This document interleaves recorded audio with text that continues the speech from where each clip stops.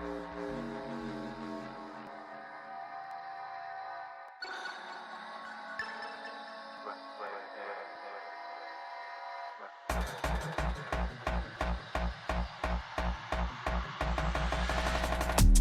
don't do no talking round here.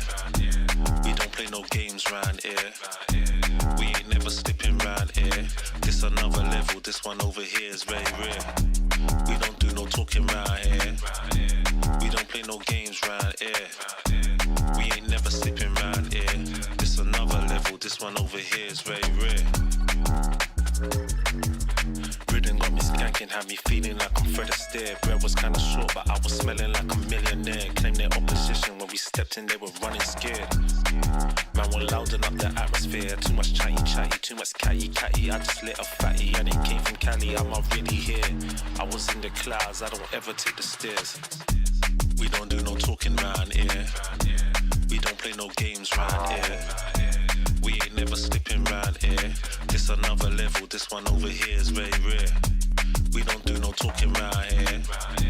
We don't play no games round here. We ain't never slipping round here.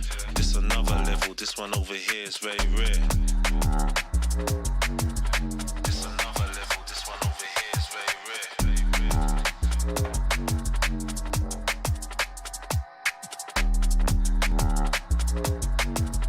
This another level, this one over here is very rare.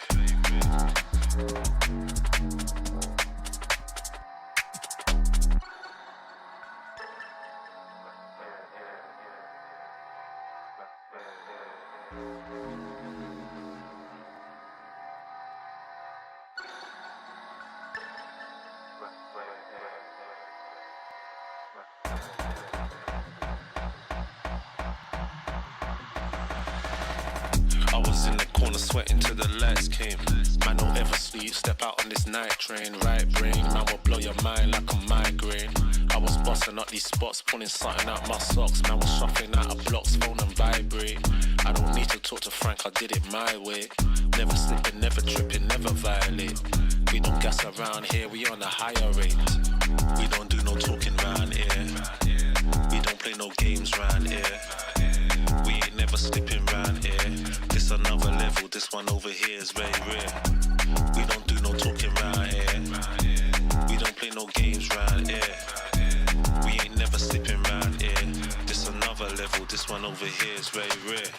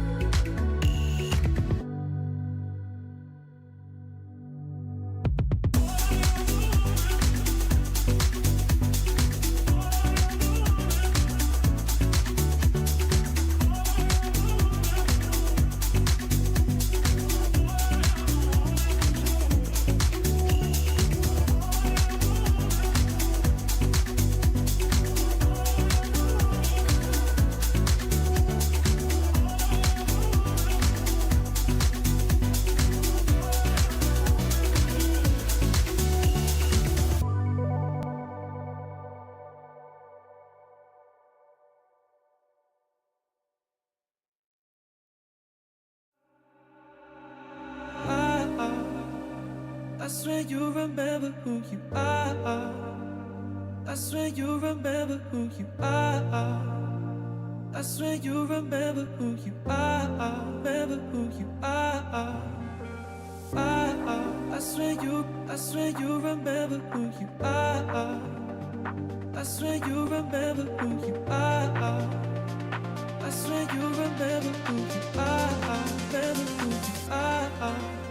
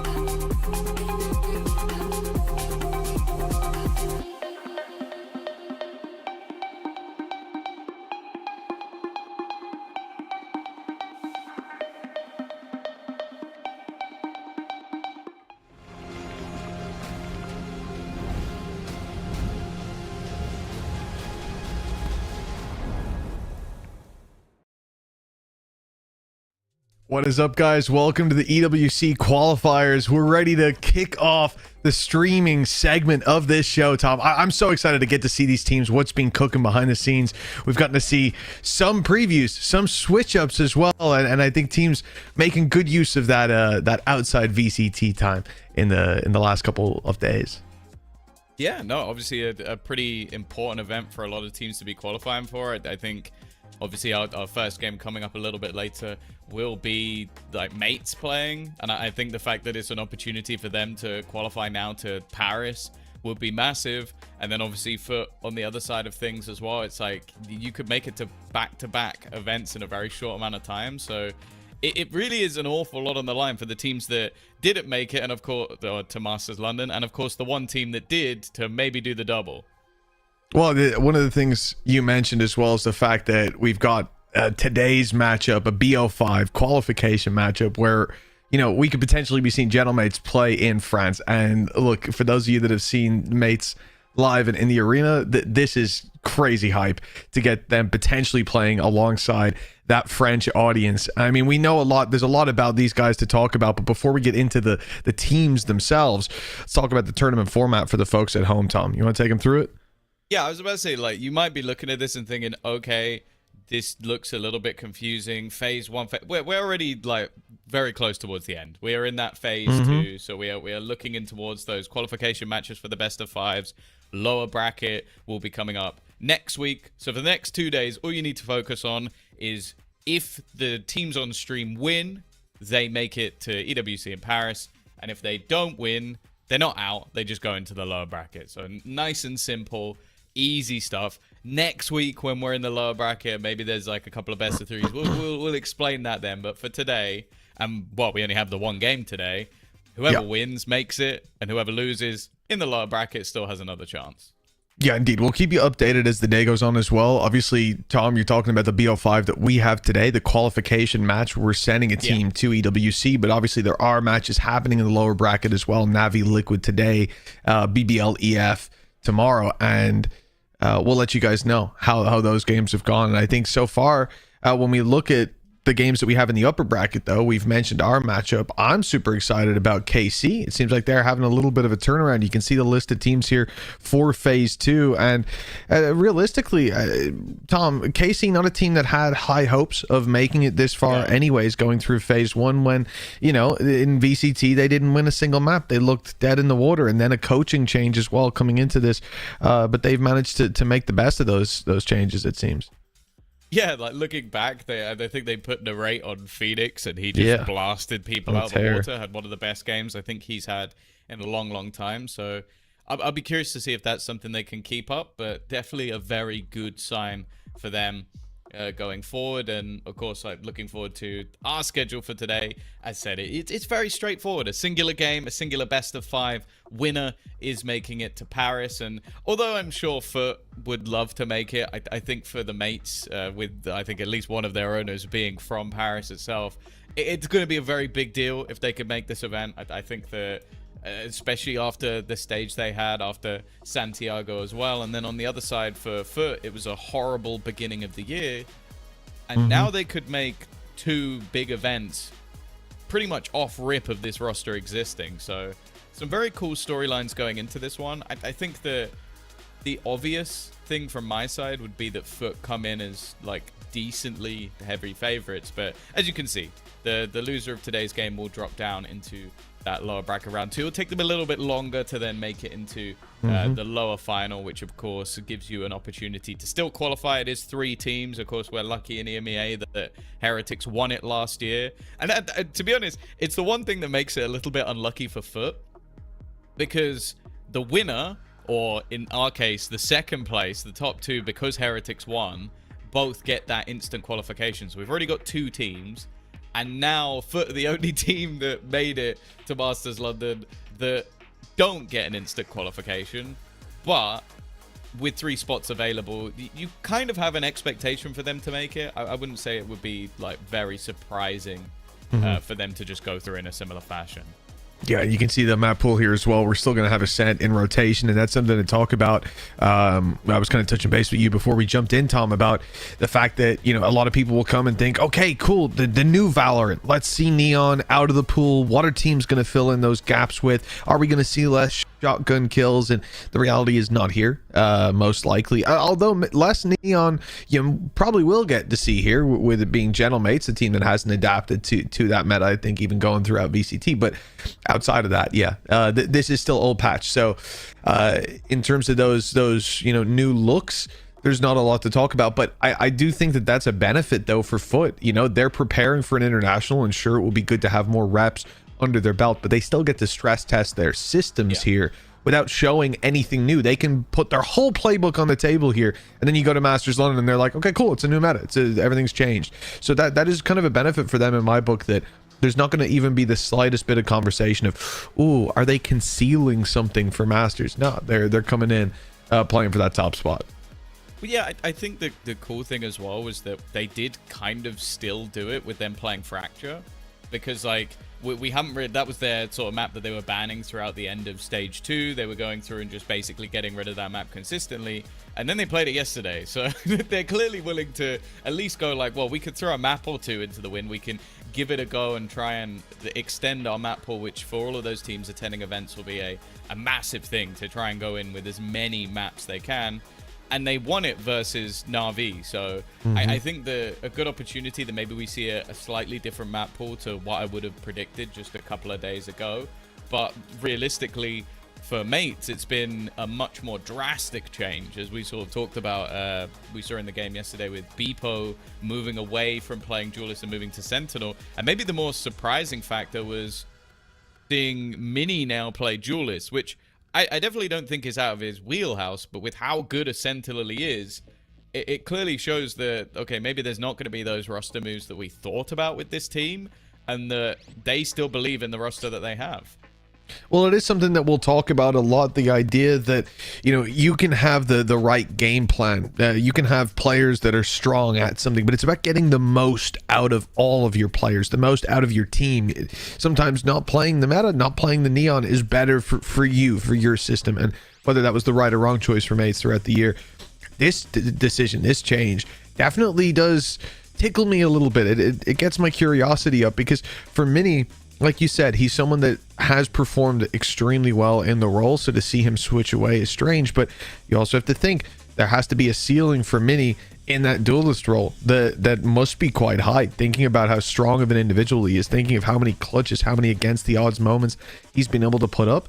I do like that change, but more importantly is getting the most out of Bepo, because I don't think we've seen a game where in throughout VCT a BO3, certainly not back-to-back series, where he has looked consistent and consistently good, and that's what we need to see change. And it certainly, from what we saw, you know, what we see on the scoreboards yesterday, it was a very, very positive change. So I'm very keen to see what mates bring to the table. But I think, as you said, Tom, there's no way to sort of look at this series without giving FUT the clear favorite. I mean, you know, since kind of week 2 or week 3 of VCT EMEA, it was immensely clear that this team was overperforming expectations in terms of the roster, with Sociable moving back to a Turkish team, back to IGLing, but again, first time IGLing in tier 1. He has that tier 2 experience. Zeus, who's looked pretty good, right? But we've been waiting for him to be, you know, the second coming, and he wasn't really. I don't think they got the most out of him going in last year, but then Sop joins the roster, and all of a sudden they look like a deadly duo. Yedege is one of the most clutch players in the league, and Cristali's reliable as hell. I think that this FUT roster, you know, again, they have the history through VCT MEA that makes it very easy to say, but they are the clear favorites here today. Yeah, for sure. Like we're talking about the other team swapping roles and who would be the better to have on that role. Well, the answer is Yedege, if they could have him on his team, because my man has been in some incredible form as of recent. Like some of the clutches we saw towards the end, I think in yesterday's game versus Na'Vi as well, he was just blasting them, 44 and 28 on the scoreboard, 169 ADR. Like that, my man just had a great day. So I think that it's going to be up to mates to prove that those changes have worked. And sure, like the signs are there with them managing to take down Liquid, but that is Liquid without Nats, without one of the, well, without, I think, without a doubt the best player in their team and without their in-game leader. So it's kind of like, yes, good signs. Like, there's still a lot of firepower. I think they played with GSR, who's like an insanely good young talent, but losing Nats is the worst player that you could have lost in that team, even for that time. So I think that coming in, I now want to kind of look towards how this is going to work in a best of 5. Do mates have the depth? You've swapped agents. Are you going to continue to do that? Or was that something you were testing for the day? Now qualification's on the line. Are you going to go back to the default? We'll have to wait and see. Well, we won't have to wait very long, Tom. As you can see, we're already deep into the Veto. It's already happened, and we're going to be starting it out on Haven, Fracture, Ascent, Split, and Lotus. This looks like a very nice map pool, Tom. I mean, for you and me, a little split map 4. Can't say no to that. It's the bans, though, that I'm more interested in, because as mentioned, the Fracture ban was something fairly big for FUT, at least in the last few weeks, but they go for Pearl, a map that has been actually very, very good for the side of mates, like even going throughout all the way back to when they were playing in Santiago. Is a map where they're currently 6-0 over the last few months, and it's one where FUT have struggled. So now being able to take Fracture in and actually play it decently, they removed the best map of mates. They then, okay, they lose Breeze, but I don't think that's exactly like one of FUT's greatest maps either. They were 1-on-1, and now they get the rest of the map pool. I think that for FUT, this is about as good a Veto as you could ever get in a best of 5. So it is really going to be down to mates to now prove to me that, like, okay, you lost the Veto, because I don't think there was ever really a way you could win it if FUT does this. Are you that much better on Fracture? And if not, I don't know, we could be in for a very quick series. So when you look at this this timeline of maps, you think map 2, that's where we're going to know if this series is going the distance, if it's got what it takes, or if it's going to be a blowout for FUT. I'm never going to bet against a Turkish team on Ascent, so I think that one's a given. I think going into Haven, we already saw, it was a while ago, back in week 1, we saw the Gentlemates get smashed by FUT, so I think that, again, it's going to be a very comfortable pick, and you're swapping roles. Like, maybe that gives you a little bit of boost, but it's also going to, especially on a 3-site map, it's going to leave some disparity. And then going into Fracture, yeah, I think that you have to win that map because it was the previous permaban. Oh, hello, Mini. Okay, so the Neon's going to be coming out again. This is something we were talking about today, and something we've talked about throughout VCT EMEA of, like, mates are a team that you don't get to see them really play that Neon. They're not exactly big fans of it, and I think we touched on it with Starzo, the adaptations when you're coming back from an international, going straight into league play. You don't really have the time to change that much, and so their decision, naturally, as we've seen, was at the start. But we had Beepo, I think, play Neon for a bit, and it didn't really work that well. And then they've kind of shelved it. So I like the idea of seeing Mini, though, get to flourish, because this is somewhere that, like I say, individually, I think Mini is one of the strongest players we have in the league. I mean, he showed it last year as well, like, just the amount of moments. And to think that he's leading the team while doing that throughout all of last year was unbelievable. Now he's Unchained, and putting him on a Neon, okay, I can get behind that. Well, yeah, I think as well, if he's willing to play that sacrificial lamb, we know how good Martin can be, no questions there. So, again, maybe it'll give them that little bit of a confidence boost. I'll also say for FUT, I'm still not convinced by the Waylay on attack, at least. Like, I understand it kind of has that old school Jet feel where you can kind of dash into the back of the sites and take a lot of space. When you have Zeus, I'd much rather just see him play Jet. In fact, you go back to, I think it was their game versus Liquid earlier in the year. He played Jet. He was insane. So it's still a preference. I don't think they found exactly the right mold of what they want. On defense, though, he's an absolute demon, because he can just have those aggressive positions and then fall back out. So I don't think it's the worst agent in the world. I'm just still, this first half for me, I want to see, like, okay, what have you put into practice to make this work as well as it can? Especially as we sort of mentioned, they're probably also practicing for a different meta potentially over the next few weeks.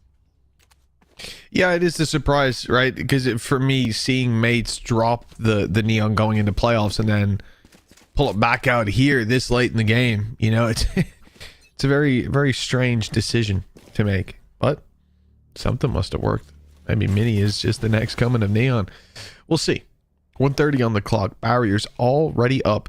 That will be FUT easing their way into the A site, and Sop, well, getting the acceleration going straight into A plant to be found. But look how quickly their opponents are on the flank. Mates have sent everybody behind. You don't see this every day.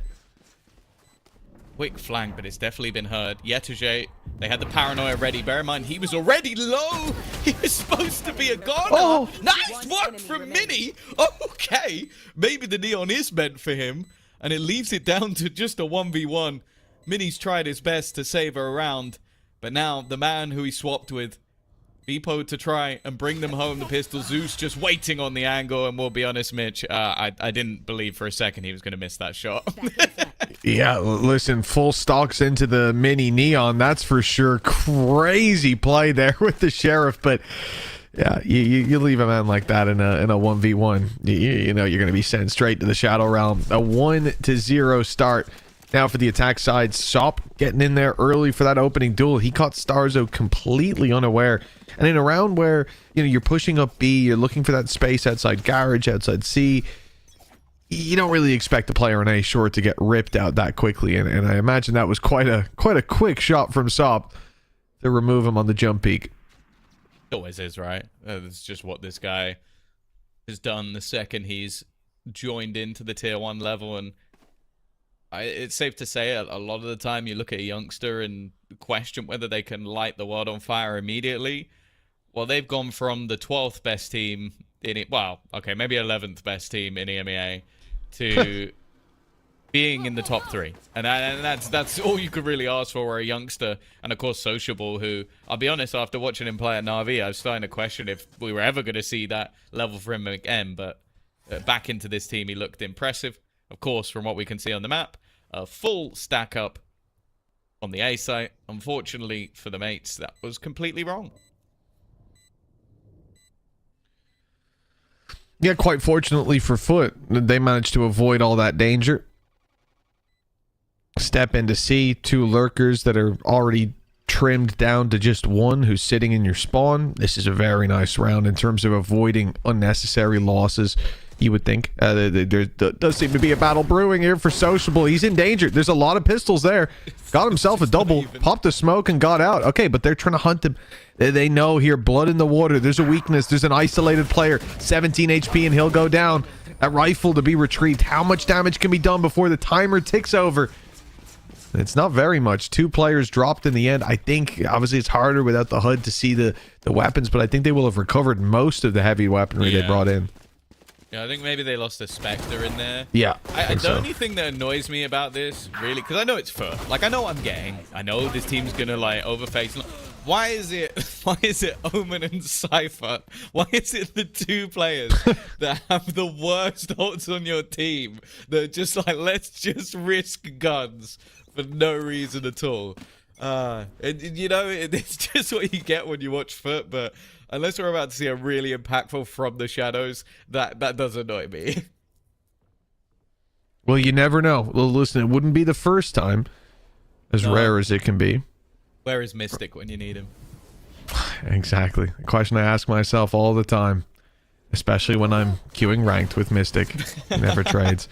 Well, deep into that back site we go. Sop already sliding in, and he's taking himself down. Just the 1.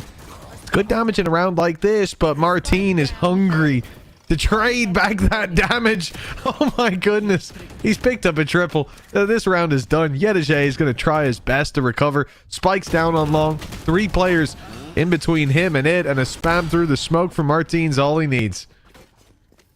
Yeah, it's just final boss of mates, and this is the guy that we've spoken about so much throughout this season so far, throughout the year. It broke multiple records to take them to Santiago. Broke an EMEA record, didn't make it. Broke a world record, did make it. And genuinely, it always sounds stupid to talk about, but if you can avoid him, it's a good strat. Like, just keep away from Martin. Of course, him and Mini both at the top of the board right now, but that was the round that mattered. The A-site defense, and looking like a 4-man push-up through long. I don't know. Don't think you see this too often in a buy round. No, in an eco, sure. Yeah, I've seen it many a time, but in a buy round, this is a rare sight. Sociable in the reposition, and he baits them in for Yedeje. Really nicely done. Martin has to be killed twice to take him out of the round, and they do it in record time. Blink and you miss it. We're in a 3v1. And the wraparound from Zeus. He's already got himself through B, right into the site, and he is waiting for Starzo with open arms. 3-1, and right back to winning ways for the attackers. That's got to be infuriating. Like, you have a decent read on where your opponent's going to be going. You stack up towards that A site, and then I think you trade what was 4 players for 2 lives. Like Crystalli managed to dodge the initial util, and then just Sociable is just annoying, basically. Just the up high position and then the ability to reposition to bait you into a fight. It's very well played from FUT, but I think that mates are going to come into that round kind of going, okay, well, we had the right idea. We just didn't execute it particularly well. Well, it's time to pay the price.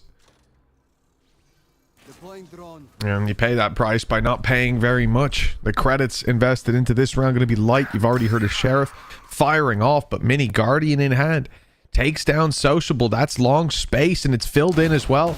You've already seen Martin walk down to fill it. Zeus gets 2, but Martin could win the round here. They have not cleared him. They're looking the wrong way, and Martin strikes for the double. Another possible to wall even to get himself out, or at least to throw some confusion into the mix. Sops found one towards the spawn, and it's all on Martin. A huge play to start the round, but he'll go down to end it. Yeah, a real nice attempt. Just a bit of an oversight from FUT that there could be a 3rd player within the C site, which I'll be honest with you, I can kind of understand. Like, it was a fairly hefty stack up. For a lower investment, it wasn't bad, but I definitely had a mini heart attack when he shoots the first bullet. It doesn't get a headshot, but then he's quick enough to just correct and find them both anyway. This, though, from Zeus was just lovely. Like, and as said, like, his attack side of this agent hasn't looked fantastic, but this has almost been a little bit disrespectful. Like, he's played an almost lurk role. That round was more of an entry. This round, he didn't get much of a chance to entry because Sop took Mini's head off so fast. Oh, Beepos managed to find himself one. Cage is up, but they're already around. Sop with a double barrel pointed right at him. Now, well, close by as he is, unless they plant for spawn, which they're not, Starzo will be denied any opportunity here. And immediately, look how patient they're playing, just retreating from the site. FUT give up all control. Because what are you going to do? Starzo can't smoke them off. He can maybe fire a few shock darts in, make it uncomfortable for Sop, but Sop's more likely to fire one back. 3 kills on the board for him with an op, and a 5th round now for FUT. This is where you start to get real worried for mates. They've had some decent ideas, but so far nothing's connecting. Yeah. Well, you even just look back to their last match versus Heretics. It was a very, very strong defensive side that helped get them through the map. And as of right now, it almost feels like they're just earning style points so fast on those entries. We literally talked about how Sop just a couple of weeks ago broke the record for the amount of opening kills someone managed to get in a series. So he really is one of the most terrifying players to play against. 8-2 while diving into angles. And also Zeus has got off to a pretty decent start as well. So it's about as bad as it could get in these early rounds. And yeah, okay, sure, you've had Mini, you've had Martin have a couple of moments, like the pistol around 4K from Mini, which unfortunately didn't bring them home around, and then the 4K from Martin. The players are currently not awake, and I think that's a moment for Kundi, obviously the newly promoted coach of mates, going from assistant to head coach, to just try and maybe calm some of those nerves, try and catch out some of those aggressive plays, because at least that last round, Mitch, I feel like they lost it within the first. I was going to be generous and say 10 seconds. I may put it down to 5. May, if we had one more kill in the replay, we would have missed half the round. I mean, that's not how Valorant's supposed to be played. But they took a risk, and we've seen this a couple times on the defense, grouped up, pushing. They're a bit more fragmented, but as we said, it hasn't worked out for whatever reason, whether they need a new game plan or simply to stick to theirs. We shall see. As 125 hits the clock, Sociable picks Mini off for free. Again, they get these positions early, hold their breath, and once they need to come back up for air, they surface for a kill. FUT are such a dangerous foe to face off against, and Martin, it looked like he was going to go through that smoke. It couldn't be a worse decision. Even with the flash, he would probably go down, but instead, backing off and calling for reinforcements. A couple times they've stacked on that defensive side, and FUT have been able to sniff them out and go running in the other direction.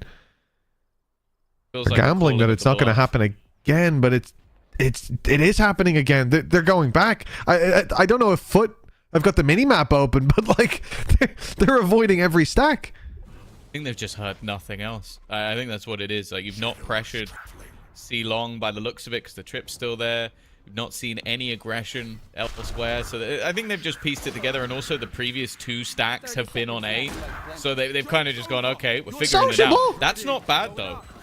Martin gets his ult online, found a pick, gets to move off the back of it. Hunter's Fury being expended at the same time just to try and delay them, and one man who's not interested in delay is the aggression coming out from Sop, claiming some of that backside, but he's been eliminated as well. Glyph takes down one more, and it's left to Crostali. A wonderful round out for the side of Mates. It looked like they were in the wrong place at the wrong time, but they still managed to make it work.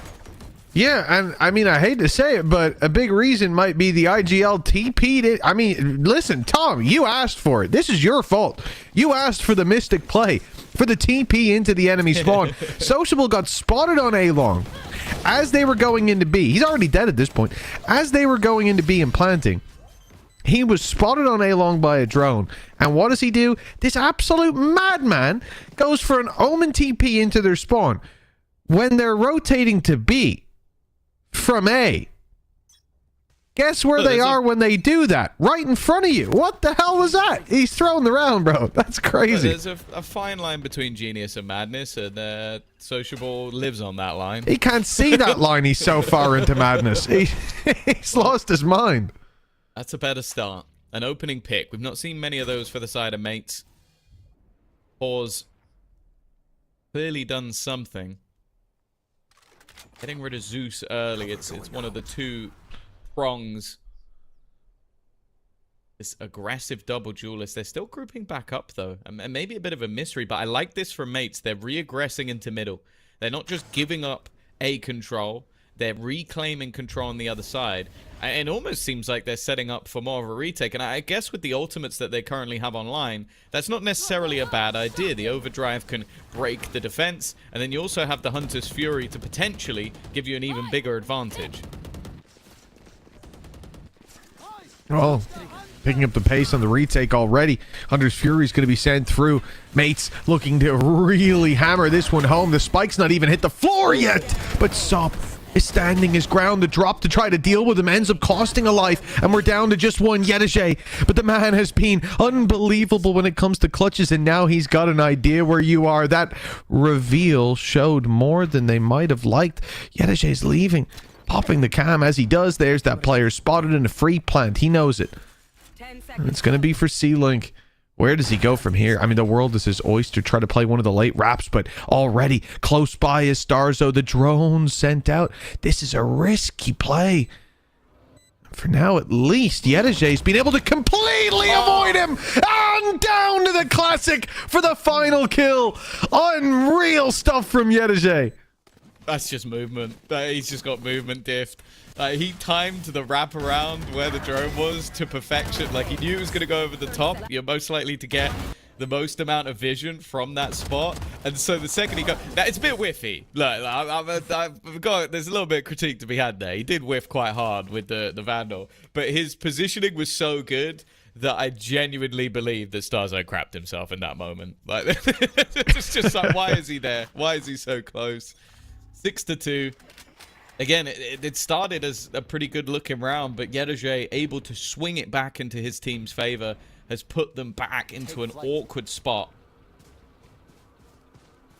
Very hefty rotation early. A clear read on what's going on. A flash through here could be Sublime, but it didn't catch Crostali.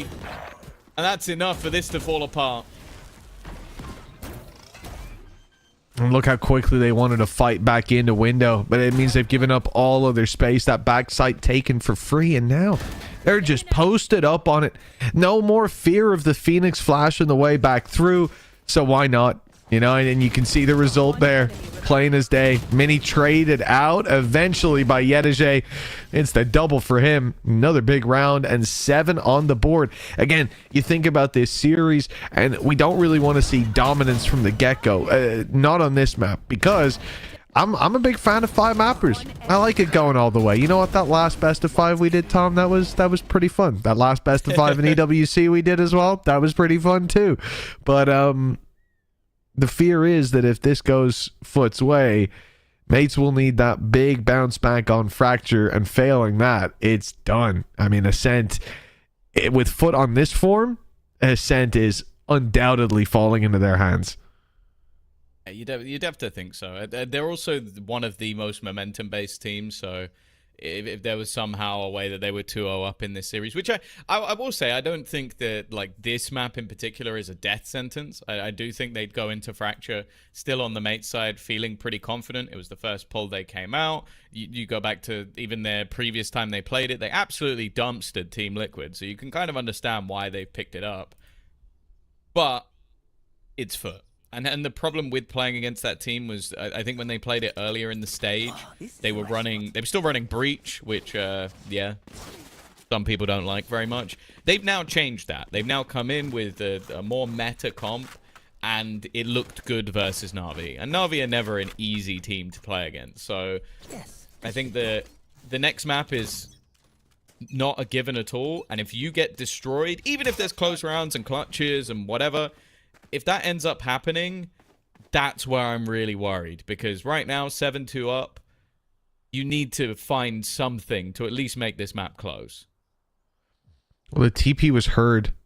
Mates have already pushed up on short, and there was a fake TP from Omen, pretending that he crossed to short. They know that. They know the ruse that was being sold, but now they've been spotted. All that A control taken and having to be given up by mates as they wrap back around. But this rotation to C is going to take a long, long time, and there's going to be no one left to back up. Zeus has torn the backside open, and all the while, Sop was waiting with a shorty in hand to pop out on anyone who might have survived that initial engagement.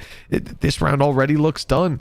The retake 3 versus 5, the full utility still because of how quick the round was. There's no choice for mates but to back off.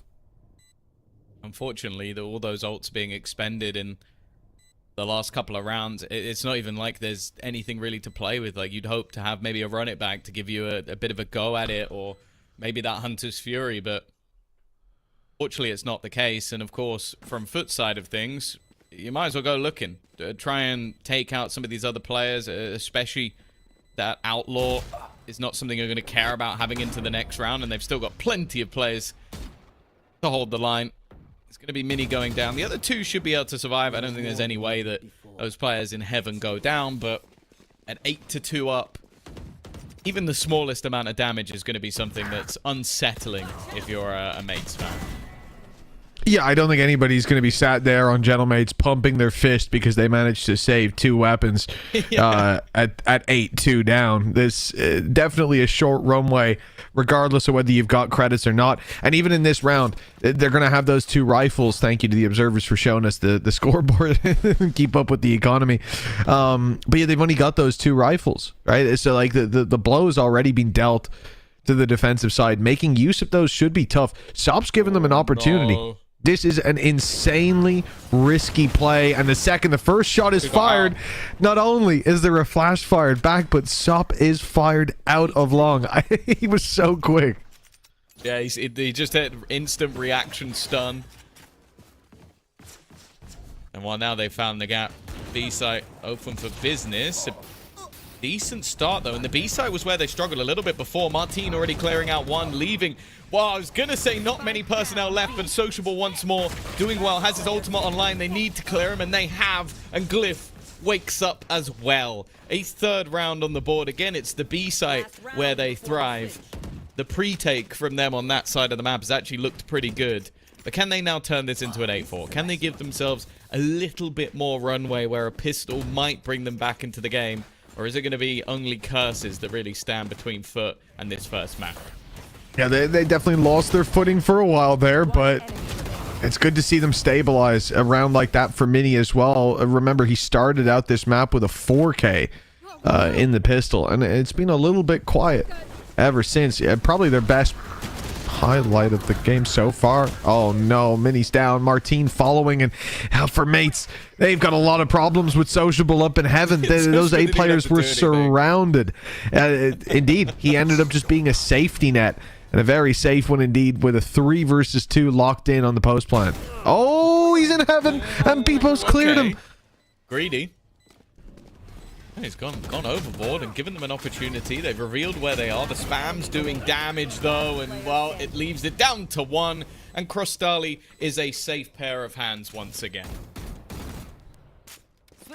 A 9-3 score set in after the first half. It definitely feels like FUT are the power team in this matchup so far. And I agree with you, Tom. It's not damning just to see this play out in a strong form for FUT, but I don't want to see the individuals completely missing. And so far, I fear that's what we've seen from Mates. Yeah, no, I definitely agree. I think that again, you see some of those individual brilliant moments from Martine and Mini. Like, those are the players that we've talked about for quite some time as people who really can do the work, but ultimately they are so far behind because we haven't seen the rest of the roster really stepping up to the plate yet. Well, that's exactly it. There's still so much more to be done in that second half. I believe during this first half, though, we're going to have a little bit of a break.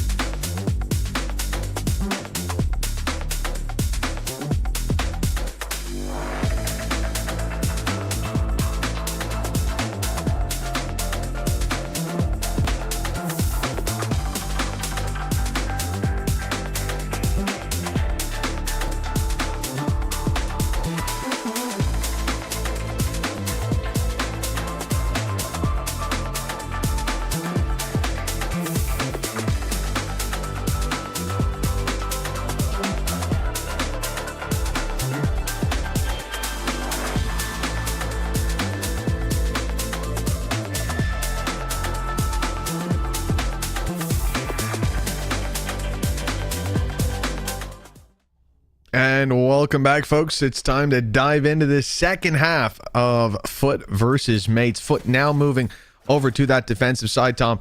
And, well, I think considering the half that we've just had, it's always nice to see Mates starting out with a pistol. It seems like we're on 9-4. They've got themselves a pistol round under their belt and some rifles in play right away. God, it was so disgustingly clean that we didn't even see it. But they're going to do the same in the next round as well. You know, everybody wants to get back into the meat and potatoes. And we'll be doing that right about now. The rifle rounds coming up, and an important lifeline for mates to take as well, where you're in a position where you're relatively far down. You've got 1 or 2 rounds towards the end of the half that will at least sort of help you get back into things, but it still feels like a mountain to climb. And as I said, like, this defensive side from FUT is very difficult to play against. Like, it's something we've already seen other teams, like such as Heretics, really struggled. This was the one map they were able to take over the line, and it's because of how aggressive they can get with this double duelist and with their controller, I guess. Yeah, no surprise to see Sociable getting aggressive, getting into the mix. Found himself an opening, but there seems to be an opening towards this C site. It's a straight walk in from the attacking side. Camera's the only thing stood between them, and now what should happen is at least a free plant out of this, and maybe a bit of control. Glyph, yeah, okay, we're giving the spike away. I thought maybe, you know, Glyph's in a good position to push into spawn, get that early position, but he had the spike, so I'm glad he didn't do that. Bit of a spam battle, of course, for the attack getting back into this one. It's going to be fairly important. Try and get this one over the line. Of course, normally a bonus round. That, I don't think that dart has helped them too much. And Zeus has just gone straight in. Sop follows slightly behind, and now they start to trickle away the remainder. It's left all onto Starzo. He tries to get back around the corner, but again, another kill, another high impact kill from Crostali as well. I feel like he's been having a great game, and that's sort of the most damning thing when you're up against FUT, is like, I expect Sop to be very good. I feel like over the last couple of months, I expect Yedeje to be very good. At the moment, it doesn't feel like there's a weak link other than the 1 or 2 rounds that Sociable decides to troll. Yeah, the TPs into their spawn, you know, we can probably leave when they're mid-rotation. But other than that, I mean, he's also been making up for it at times. And think about that B hold where I think he just picked off 3 as they ran through. It has definitely seemed like a well-rounded game from FUT so far. With a chance to close this out still in fairly dominant fashion. Put a wrench in the works when it comes. It's so weird. The barriers just go up, and there's a chance that Mini's on A site within like 8 seconds flat. It's wild. And he has at least managed to push the defense out of the A site, out of A, well, rather out of A long, out of A short, all the way back to A. 4-man rotation comes in, but that means you're itchy for information. The drone goes through, it sees someone deep on long, but so far they're concealing Mini. They're letting him sit up close, but for him to get anything, FUT need to over-aggress. And with that space on C long, it's unlikely. Yeah, I was about to say, but look at the gap. Like, the garage positioning has almost been... It feels like intentionally left open, but they could wrap around to B. Like, there's so much control that FUT could have lost, and they're almost relying on the fact that their opponents don't disrespect them, and they haven't. There are 3 of them outside of A. They're only just getting through towards where Sociable is, and it's something that, okay, you've seen the cam. Maybe you don't expect him to still be that far forward, but now you're heading into a stacked site. As Zeus picked up Martin, who was slowly making his rotation through. Starzo stuck in the spawn. That's massive, though. The fact that he catches Sociable in the rotation from C means Spike can now move over in that direction. They can get it planted. And look, we're still against the numbers, but if they could get some position, that would be great. Problem is, guess who's already here? Starzo! Oh! Never mind. He's deleted too. He's given them a chance, a real chance now as the spike goes down, but a quick flank on Starzo. He will get a second shot of it, but Glyph is the one that has to carry them all the way to the finish line. Finds Zeus with that quick shot and lock in a lifeline round for Gentlemates. There we go. Like we said, it was basically a 2-man team at this point of the game, but that's a little bit of magic out from Starzo. I thought he was dead to rights when he took the first fight versus Sociable, who just went for that sort of surprise play. It was here. But then from then onwards, he had to catch both of these players for them to have any chance in the round. And that's exactly what he does. And then Glyph waking up as well. They pulled themselves back from what was the realms of defeat and now have a chance to bring this within 3 versus a much weaker buy. That is the round they needed. The beacons are very much lit now, and morale not at an all-time high, but it has been picked up from the depths of despair. Mini to carry them further climb higher up back into the lead. Perhaps if they keep this streak going, it's Martin and Mini tripling down between them. In fact, Martin tripling down all by himself. Leaves Yedege alone. Sheriff in hand. 3 opponents to take down. And surely not a snowball's hope in hell of taking this across the line. Yeah, the Martin is contact. Then they've got the potential for an immediate swing from Beepo. So unless someone overswings, it's going to be very, very easy. And once again, chance for Martin to farm 4 kills to add to the collection. Always dangerous when Yedege is playing this well. Now it is down to just 3 rounds. A moment ago, we were sat with a difference of 6, and then even a victory that looked inevitable until Starzo and Glyph were able to clutch that one out.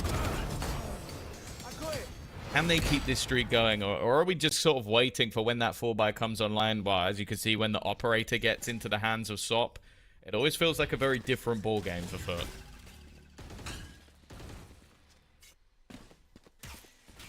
Look at them holding that little pixel angle while Zeus walks down mid. They'll swing to face him.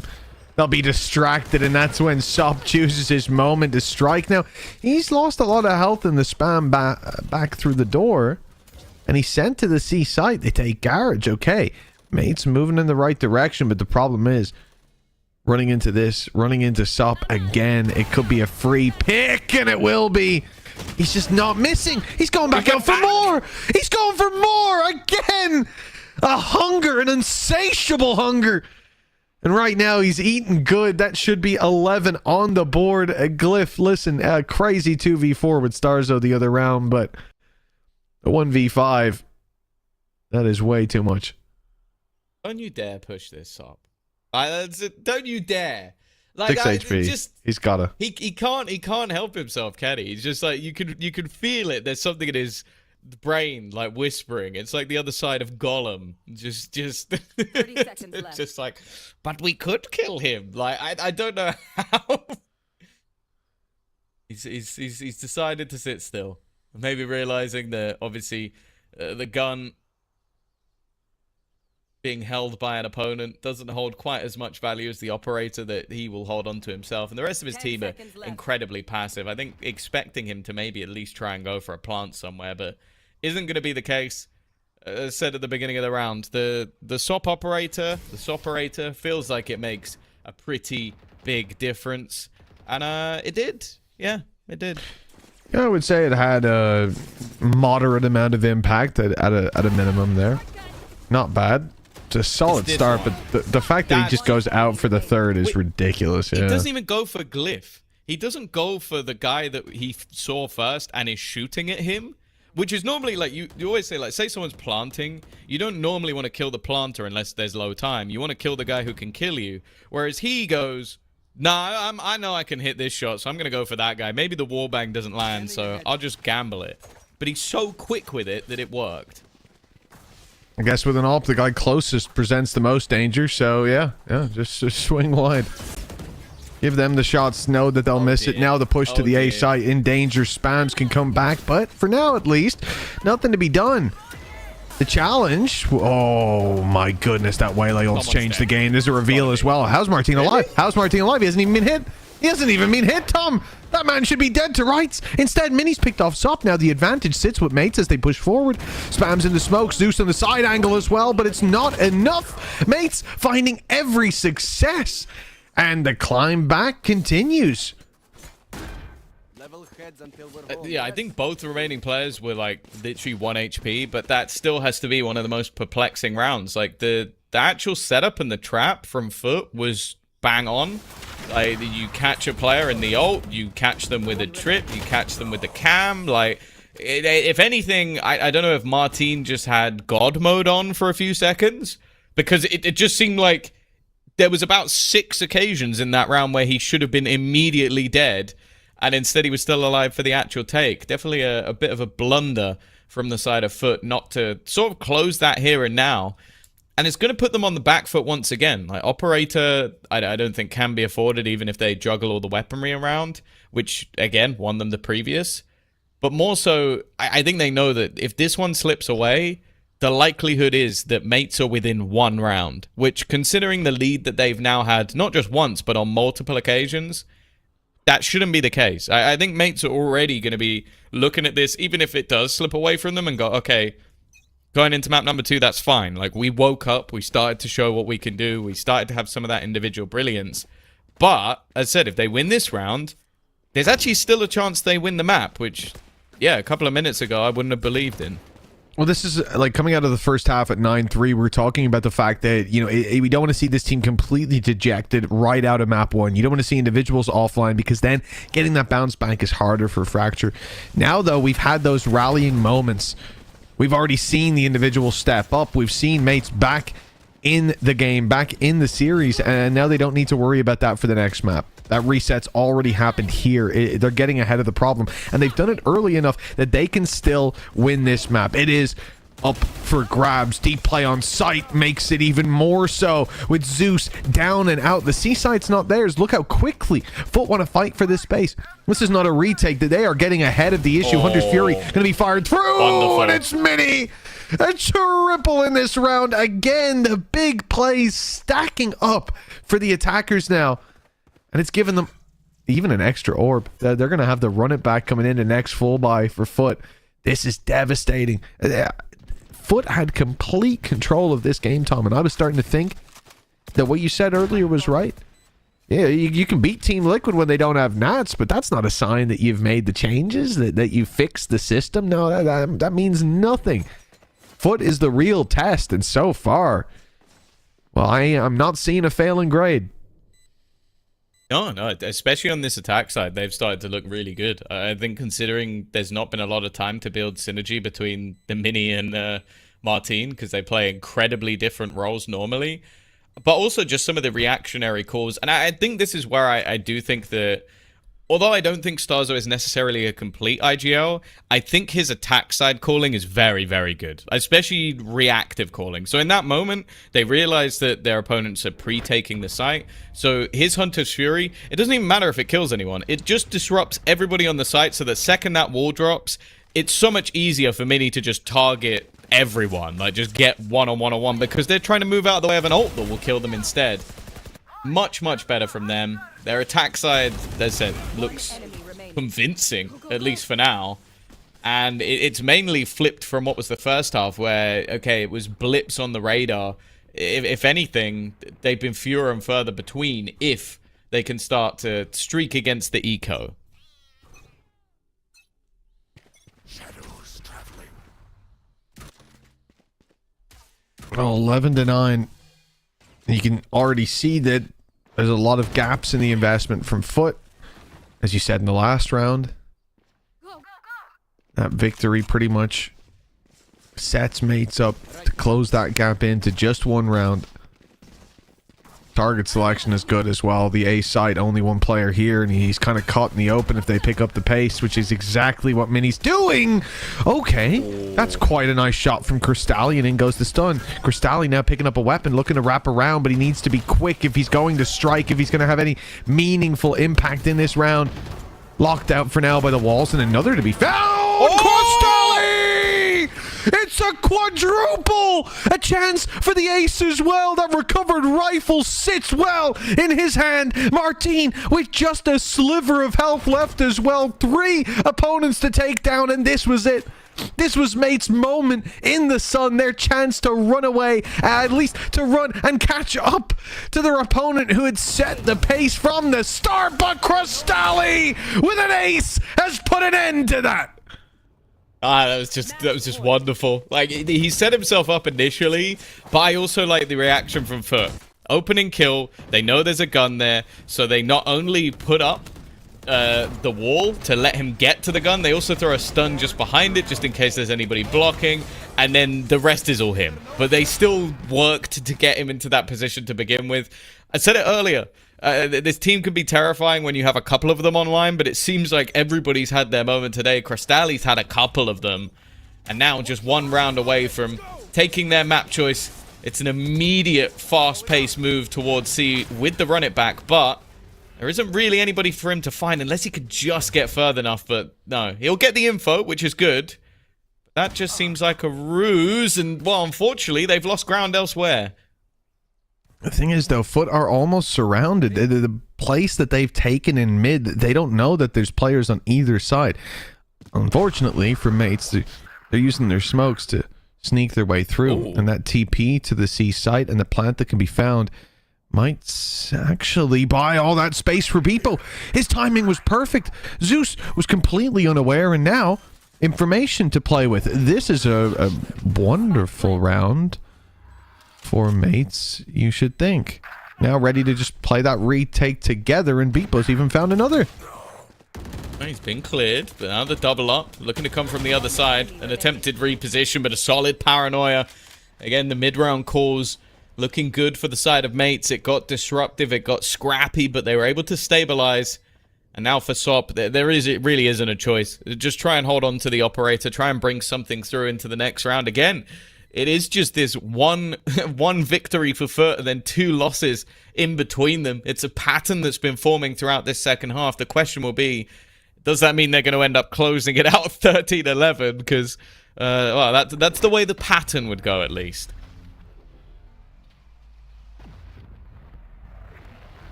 Well, these last 2 rounds have been exciting, to say the least. Cristalli, I love the fact that, you know, you were talking about him having a little bit of impact throughout the map, but that few moments where he had the impact, but when he did, they were high impact moments. And then he comes in with an ace like that, off having a sheriff being slid on by a Neon. Like, the top fragging Neon right now as well, by the way. Mini's having one hell of a game. But is it enough? 2 rounds needed from this point. Stun not going to catch, and Mini denied the push up on the back of it. Even takes a lick of damage on the way out. No control of A, and so they will quickly look to readjust the paranoia, buying even more time. But what the hell was that? A wonderful shot from Martin. I think he just read where that paranoia came from. Cristalli trying to create disruption, and Yedege has managed success off the back of it. It leaves just one standing. Mini, you said he's been good, but this has to be the clutch. He needs to try and keep them in the game, but they've started going back the other direction. It is still Zeus watching. They line up, though, and leaves it just to 1. Neon versus Neon. The new boy on the agent versus potentially the best in the region. A missed shot, and Mini's going to clutch it out. He will keep them in the map with a 1v3 clutch. Yo, I've been saying it. I mean, Mini on a duelist, it seems to add up. It definitely feels like the math is mathing. And man, that's insane. When you see him here, you can see exactly what the idea is behind it. Look at that cheeky double and to slide into sub. He was lucky to survive that first shot fired at him. Now 1 round left to play for in regulation, an OT possible, and any thoughts of the one-sided blowout game that we started with completely gone. It's wild to think that a pistol round here, the one we didn't see, and the follow-up from it, that has basically bought mates the opportunity to fight for this map. A loss there in a coin flip round, and it's completely out of their hands. But this attack side has been impressive, and it's hard to talk about that without pointing to Mini. I mean, the amount of impact he's having on the Neon is surreal. Yeah, it really is, and I think I think that's the only thing that might make it a little bit more difficult for his teammate is watching him go over to that agent and just absolutely fry. It's got to feel a little bit rough, but it is just the level that Mini has as a player. Like, he does this on the Sentinel role as well. I wouldn't be surprised if he decided to pick up smokes or initiator if he was going to do the same. Like, he's just an incredibly talented player. As someone that his good friend Profek like to highlight as well. But now, can they break that pattern? Because as I said, it's constantly been 2-1, 2-1, 2-1. He kept that going. The problem is, if this 1 round goes the way of FUT, they do take the map anyway. Thereby, though, it does stink. It's definitely not the prettiest, at least the Waylay ult to try to bridge that gap. If used at the right time, it could definitely turn the round in their favor. But 1:20 on the clock, and mates have not left spawn. They are waiting on this one. Running the clock down as much as they can. Now, shock darts were sent over to try to remove information, but we can see that info's in play on A instead. This time, they'll look to capitalize. Last time there was no punish on that trip But this time, Yedeje is there, firing back and taking out the big player, taking out Mini in the round where mates may need him the most, fighting for overtime. Left. Beepo. The lurk on this side of the map. The rest of them are building into B, but there's already been a rotation. The C site completely open for now. Just a singular cam that will give them that contact. But when you have that Waylay ult available to you, and just play the retake, the bait in. Starzo's able to get one, but is he going to get picked off as he fades away? He will. And the run it back is going to clear all of that backside once again, but there is nobody to be had, nobody to be found to try and even things back up. It doesn't quite go far enough. Yeah, it's a shame for Starzo that they didn't have any garage space. He was too worried about the flank coming around. Ends up getting shot in the back. Mates, man disadvantage, and the smoker's still online. And the problem we highlighted earlier, that big ultimate from Waylay, and it's used to clear the backside. This is good. Mates even now start to step forward, fighting ahead of the smokes. Beepo ends up finding one. A great play, feeding into the space that they left open, and Martine's there now as well. Sociable had to make the massive 4K to bring it across the line, and so we go to OT. This is not the game I thought we were getting. 10, 11 rounds in, it looked like the clear favorite was going. Well, give us a very short day, a very short evening, but anything but. I'm really impressed by Mates' ability to keep themselves in it. No, again, I think some really good calling from Starzo on this attack side has helped them out quite a bit. That we've seen some of the brilliance of both Mini, Martine, but Starzo had, by the way, a horrific first half. He's now level, so even individually, he has stepped up on this attack side. I think that has been a big part of this squad for quite a while. I can't remember what map. I think it was Bind, where we watched them do a 12-0 basically in the second half, or maybe it was 10 because they ran out rounds. But they've always been a team that has the ability to keep that mental resilience strong, turn the tide once again. And for FUT, we spoke about it. They've always been a momentum team. Do they now have the stones after it coming back to bite them to now take this over the line? Or a Mate's going to be one map closer to making it to Paris? Mates in Paris sounds like a dream come true. It certainly would be for these boys. For now, a minute on the clock. And a big gamble in play for Mates. We've seen this, and it didn't pay off. The majority of rounds that Mates gambled in regulation defense, they ended up having to play the retake this time. 4 in position. Cypher traps ready to roll. And that's exactly where FUT are striving to take. They've already found one. The trade's out, though. Good for Mates in the corner. Mini is firing back. He's free for now. It's a spam from Bippo to find his third of the round. I don't know how he got so much damage done from up top. And now the team that was trailing, the team that a pistol round seemed to have given a lifeline to, has a chance to take the map. Yeah, I think a lot of that, I think it was partially his own trips, but also that I think it was a reveal from Starzo that just, like, everybody running into the site was just getting popped, and it's like, yeah, if you're in heaven behind a smoke, those are going to be much easier kills. When you can see, like, the first gets revealed by a trip, then his own ultimate, then a dart, like, it's just, it's impossible for you to get through that choke. And it was a read that they were making all the way through the game, but it was one that never really came into fruition. Now we get to see if FUT have got the same capabilities now on their defensive side. It was rounds few and far between on this side of the map for them. At least for now, not too much damage done. Again, the sort of probing from Sociable has been constantly leaving him low, and he has been tagged up once more. A lot of space on A, though. At the moment, FUT have to be worried about the walk-up on short, but now spotting players too, at least towards C. This is where they'll start to change direction. The rotates to come through, but Mini is at it again. He got himself 2 and only barely kept in position long enough for Yedeje to take him down. The numbers playing against FUT, and this play inside Garage. It has the potential to close the game out. Glyph's already taken down Cristalli. The numbers are locked in massively in favor for Mates, with Glyph looking for a little bit more. And even though he goes down, the job is done, and he knows it. 3 players left alive in a game that seemed lost from the get-go. They have managed to fight their way back to just Zeus standing between them and a map win. And there it is, Beepo, the star of yesterday, to usher in the victory of today. Oh, really, really impressive stuff. Like we talked about, like if they were blasted out of that first map, it could have been damning. It could have been a real, well, sort of worry for them. But we look back towards Mini and the switch to the Duelist. He had a really good first round that didn't quite go his way. But the fact is, he ends up with 7 first bloods, 27 kills.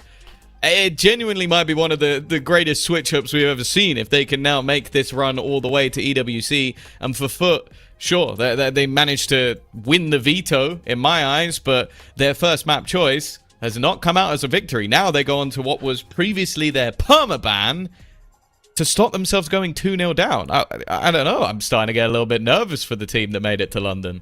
We come in talking about FUT as the clear favorites, and even in the Veto say that they have won this Veto, and you can understand why.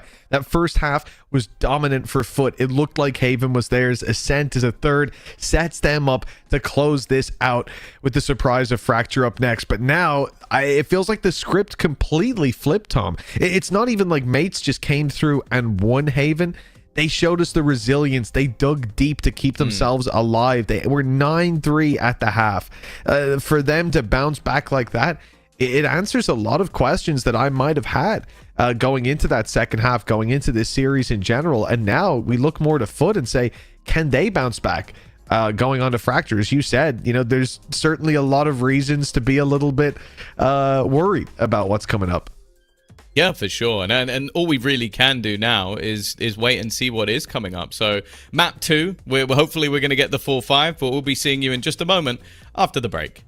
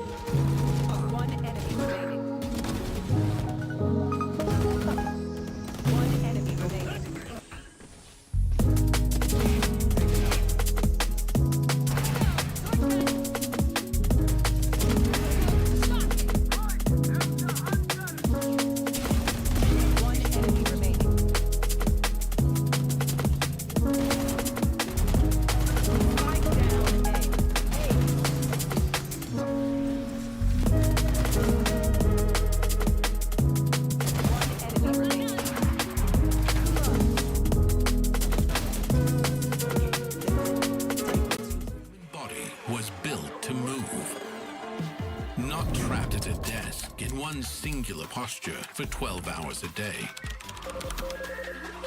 It's time your chair evolved. This is Secret Lab Titan Evo. Ergonomically engineered for you, gamers, hybrid workers, artists, backing your every move.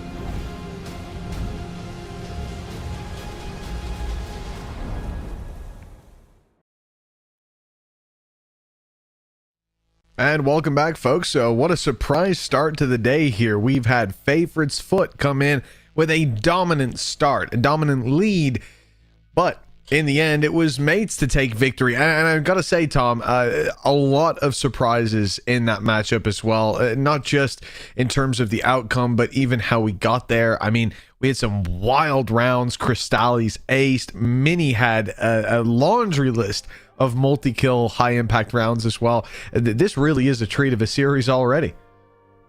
Oh, yeah, for sure. And I think as well, just like the fact that Starzo had such an incredible second half. He actually ended up as the top fragger in the second half. It was just his first half was so bad. It was hard to even notice that he was climbing up that scoreboard. But yeah, what a result. Like taking it home on the first choice of your opponent. Like this is kind of the nightmare start for FUT. Like you've picked this map in.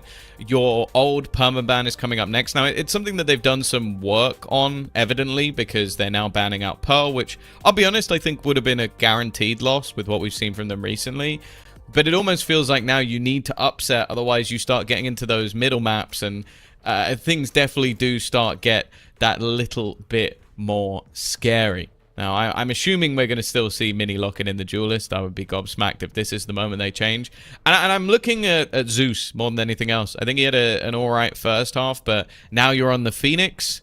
I think my expectations of you go up quite a bit because you're getting a free life a lot of the time.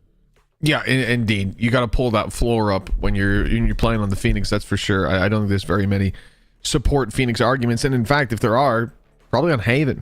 On the attack side, there's a lot more supportive utility I think we've seen pulled out on EMEA than on other maps when it comes to the Phoenix. But yeah, Mini locking in the duelist as expected anytime now.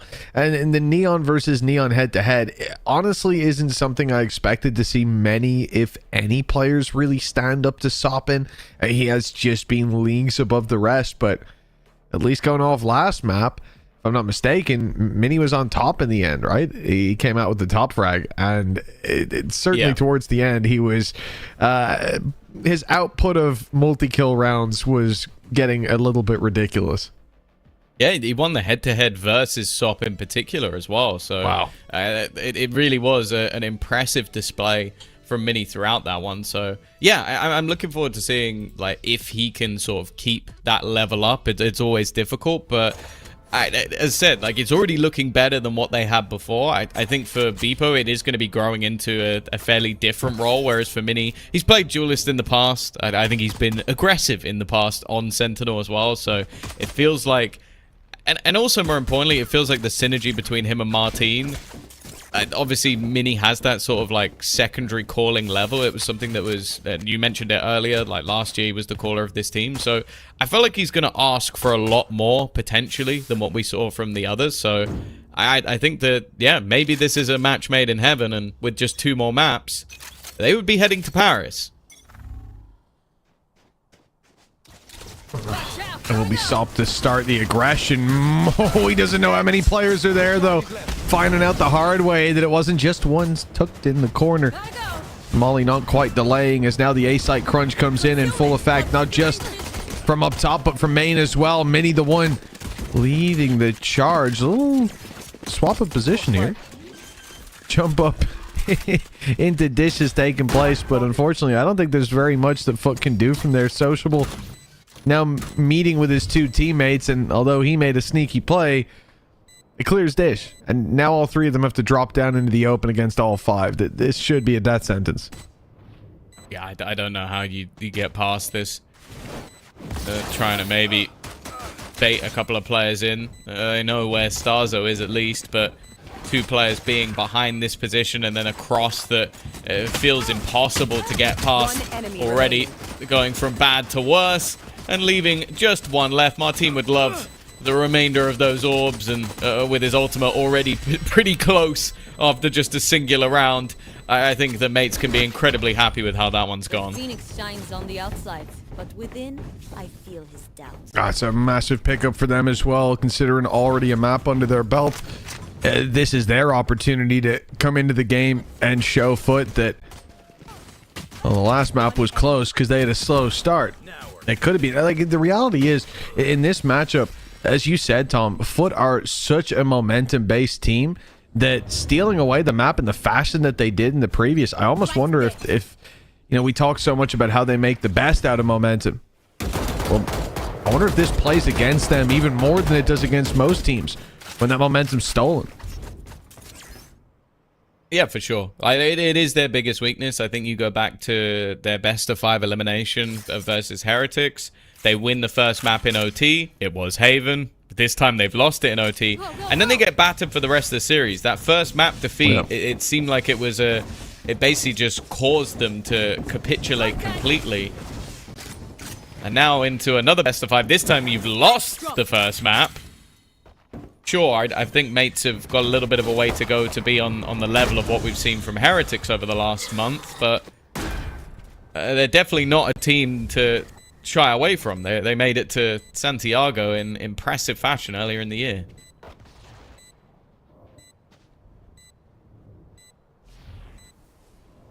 Well, now this retake pretty much boils down to cost, orbs being gained as well, and then going down to the spike. Those are your priorities as FUT right now, sitting inside a main.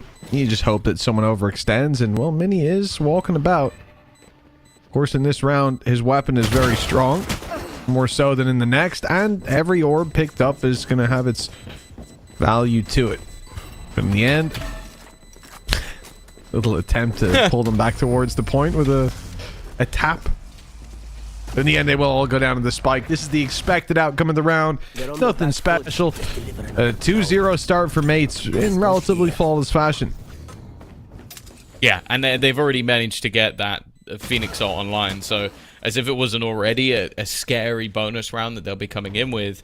Having Martine with the ability to die and come back to life, having a judge on Mini, like these are not that much of a detriment. And as we said, like, FUT have already had that sort of early crumble in the last map. If they're to lose this one, this round, I don't know, I'm starting to get nervous for them.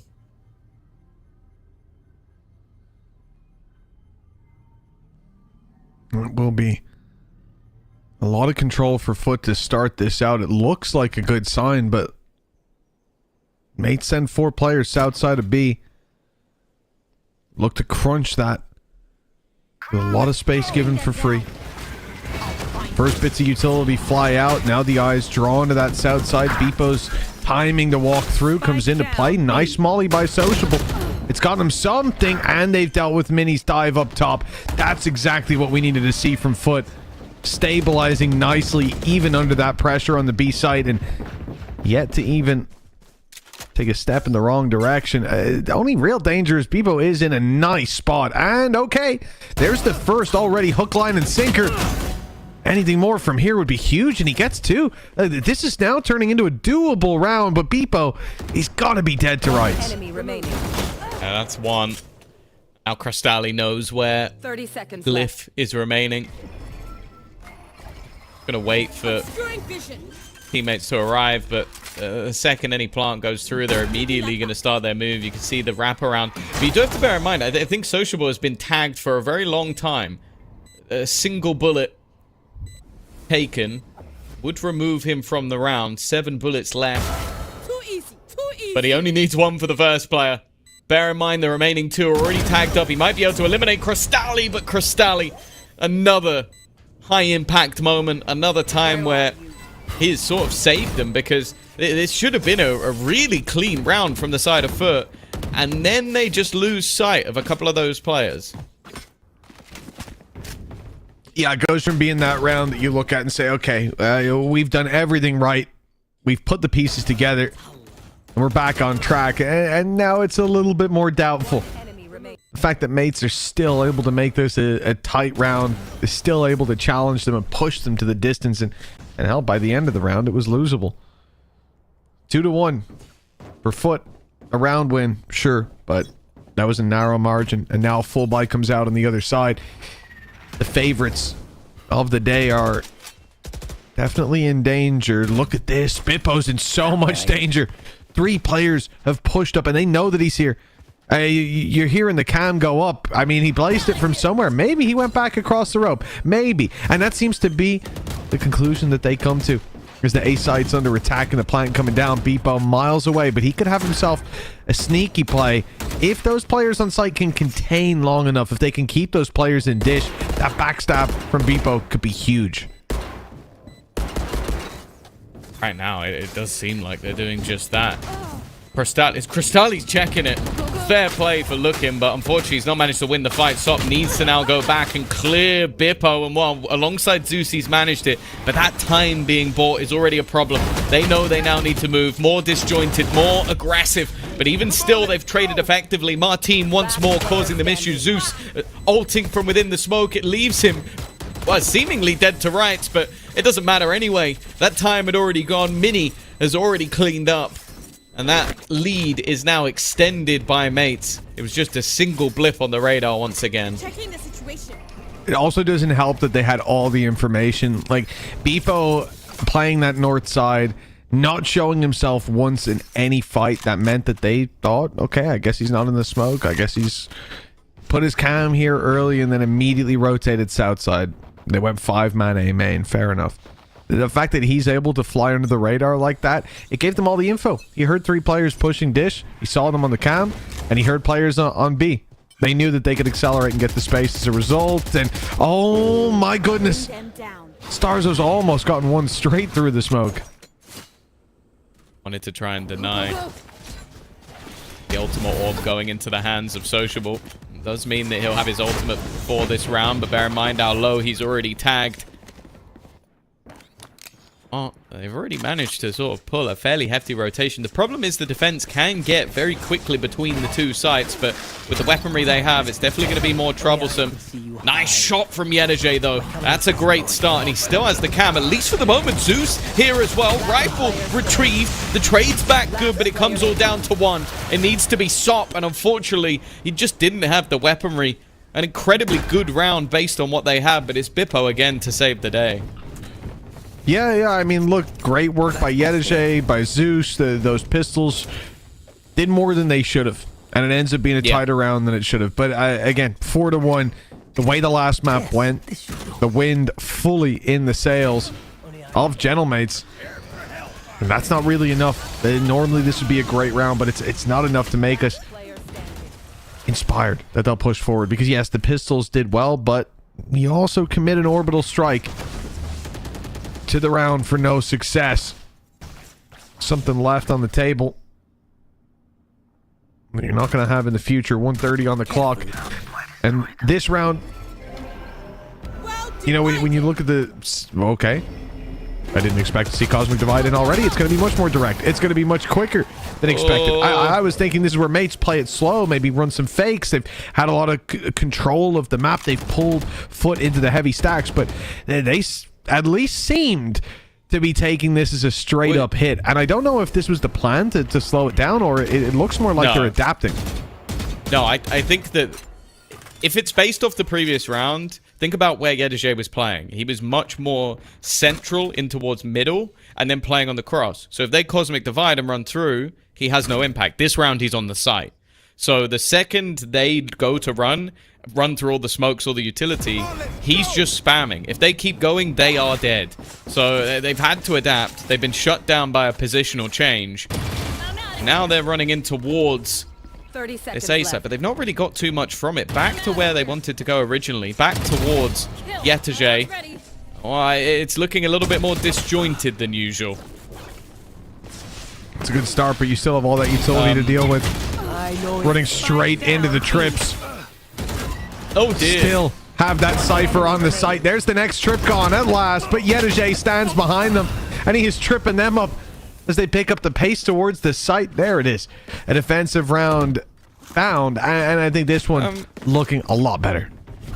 Okay, it looked better from FUT, but it looked... I think that's the messiest round we've seen so far. Like, there was a lot of sort of errors from mates. Even at the end, like, you have Martin throw a flash, blind himself, because it bounced off the wall. Then he goes back.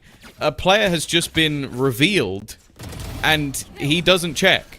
Veto used his ult just moments before. So you... Look, that's him being revealed. And well, that was the second pulse. So I think Martin should have known he was there. Also, just like, yeah, getting shut down on the initial push. Definitely some mistakes being made. I think EWC26, as always, does a very, very good job as the anchor, but they definitely made it easier for him than they could have. Well, they ran through the trips last round and it didn't go too well, so why not do it again? And now the trips aren't there. So mates find themselves what should be an easy way in, but look at the fast play from FUT. They are already in B main. They have pushed through A, caught a pick in spawn, taken sight. EWC26 now uses the distraction of the retake from main to stab one in the back, and this round, as quick as mates got into the site, it seems like they are pushed out of the round. 50 seconds on the clock, spike down on site, 5 players defending it, and all the information there. This one's done. Yeah, I genuinely think that Sociable's Molly might have done about 200 damage in this round. Like, he got 2 players, I believe, down to 1 health as they entered into the site. And so the clean up afterwards was incredibly easy. Martin, I don't know if it was just to get an orb, or maybe, yeah, I think he went to the other side to try and collect an orb, not expecting somebody to be there. He collects an orb nonetheless. Gave Mini an opportunity to try and do some damage, but that's not going to happen. A good recovery after the last couple of rounds for FUT. They will bring this within 1. And as said, although coming into the series, this was sort of the map that... I don't want to say I expected them to lose, but it was most likely that they lost. It now comes down to a map that they almost need to win just to not go 2-0 down and need a reverse sweep. Oh, this is a nice spot. Yeah, Ascent up next is the 3rd map. Sure, the reverse sweep would definitely be possible. There's no reason FUT can't find their footing there, but the reality is, right now, what we're seeing is what matters the most. This map Cage triggered. set you up for a 3 map in a row reverse sweep. It's a hell of a task to try to make happen, especially against mates playing as they are right now. The role swaps looking like they've completely changed the vibe of the team. Mini success rate in early fights. Look at the big clutch plays in the end. He's already on the site. He's running it down. Mini's taking the fight to EWC26. He's taking the fight to Sop as well. Mini, I would say he's not stopping, but Bebo forces him to by picking off everybody else. This is night and day to the gentlemates we've seen so far this year. Well, they didn't quite manage to get the remaining orb, but I think at this point they're not going to care too much. That was just a nightmare for EWC26. Like, the amount of util that was on that site, he was basically just sat in the middle of everything, just hoping that he wasn't found. And while Mini's been on the hunt all the way through this game thus far, it is going to be a 5th. And it does definitely seem like that A side of the map is a bit more of a nightmare for the defense, which is actually a little bit unusual. A lot of the time you see a lot more sort of successful aggression to either claim that south side of A and hold that ground for the retake, or just try and catch them before they actually get in. But I feel like FUT have not been able to do that all the way through, and for the most part, it has only really been... Okay, a bit messy. It's only really been some of the success that we've seen from maybe EWC26 on one of the sites, or I think Sociable. I can't think of a round where I'm like, oh, okay, that one was like SOP, for example, having a massive amount of impact. Yeah, I think first half of Haven was the last time that we saw that. Yeah. There has been that a passing of the baton over to mates, who now, you get this timeout coming out from FUT, and you have to think it's almost getting towards that point of desperation. The scoreline isn't at a point where in most games, even in your ranked games, you wouldn't be starting to lose hope, but it's the context of how they lost on Haven. It's the context of how these fights are going so far, the individuals that are missing, the individuals that are not missing, that have been found over on the Gentlemate side as well.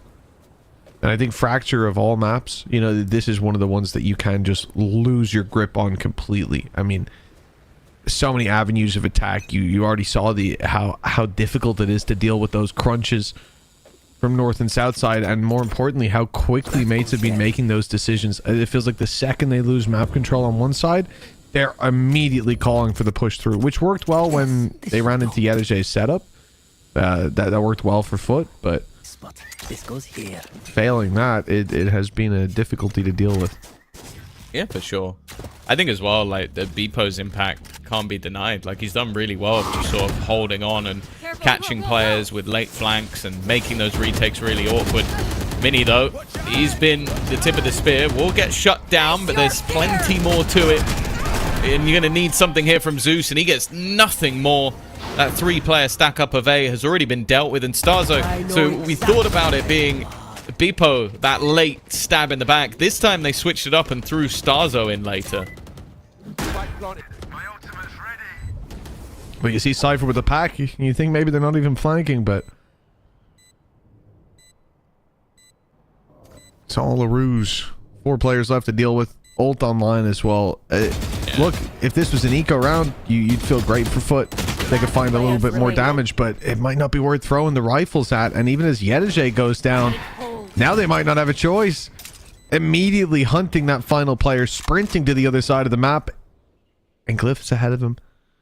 Glyph's made it here, and I believe without sharing the noise of those steps, although it's being watched on the cross. Glyph is there in time. Right place, right time, but the shot doesn't land. Okay, Sociable, he gets a moment. He retreats to heaven, and it looks like he will be able to save that weapon. But, you know, we're really clutching at straws for silver linings. Yeah, it's kind of, you know, you've dropped your ice cream face down. You go, well, at least I can eat the top of the cone. It's like, yeah, great. It doesn't really matter too much. You've had an aggressive stack up. And this is kind of the exact thing I was talking about in the last round. Like, not a lot of the time you'll see those defensive crunches, especially if you get the right place at the right time. You kind of expect them to go your way, but they haven't been. I think that we've seen mates do really well to sort of deal with that, and a lot of the credit has to go to Mini and Martine. Like, these two together, like, you see Mini get the initial contact, and then there's just the supportive utility, and then Starzo as that next layer, if they even needed it. But they kind of didn't, but he still added to what was already a pretty damning round. Also, just to kind of add to the worries, if you're a FUT fan, I don't think this will happen again, but the last time mates played this map, I think they had a 12-0 defensive side versus Liquid, so even if they're half as good, you're in trouble.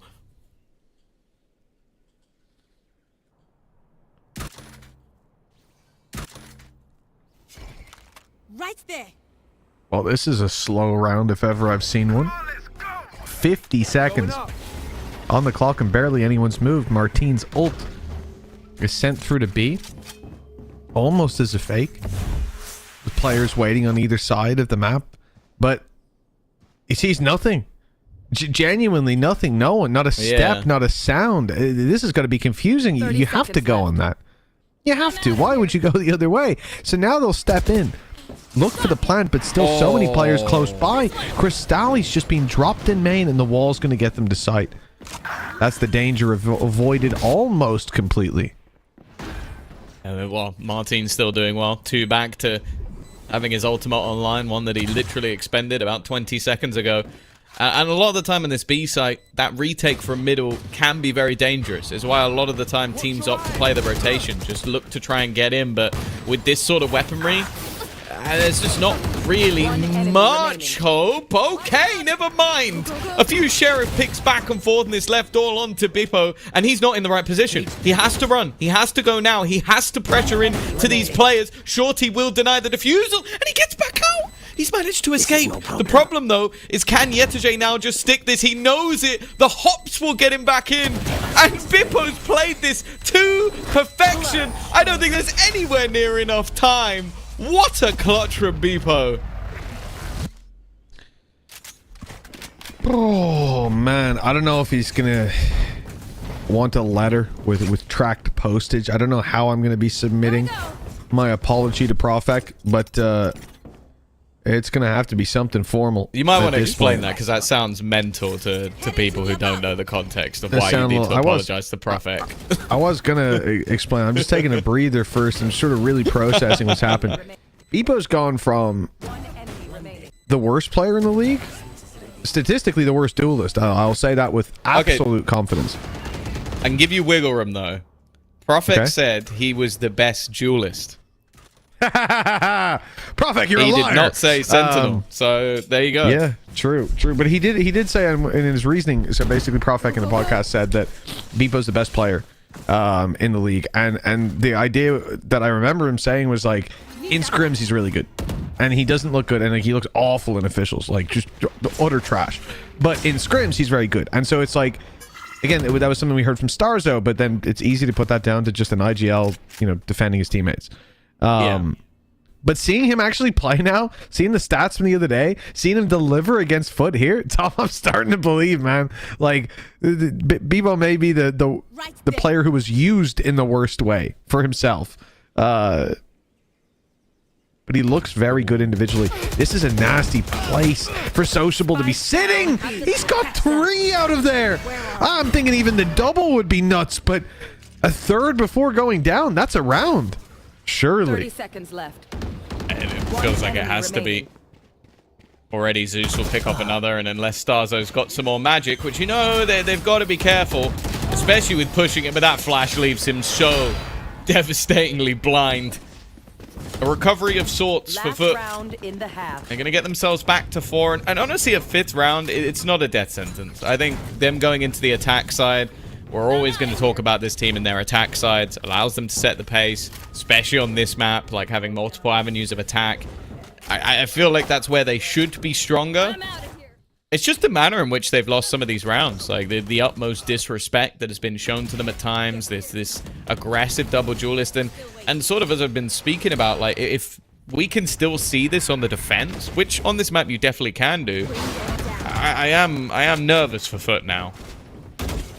Well, FUT, big fight on A main. 3 players sent in, a 4th further back. That means B solo defended.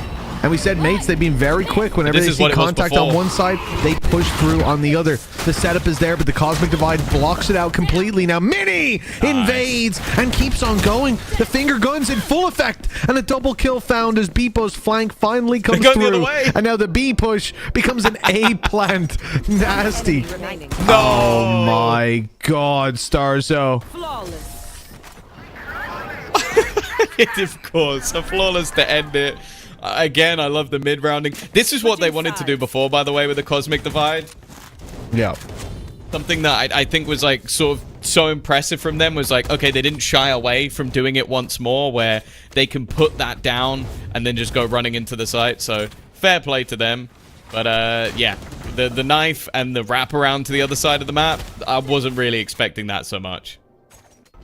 Yeah, this was a nasty way to finish it out. The icing on the cake, very much so. And it definitely feels like mates have something to celebrate. A map under their belt, and the first half here looking absolutely stellar. But, you know, before we get into, all the action of that second half, Tom, I know we're going to be going off to another break, but I have to say, I am blown away by mates here today. There was almost no expectation for it to be this strongly in their favor this early on. So there's a lot more coming up though, folks. Before we get into that, we'll send this off to a break.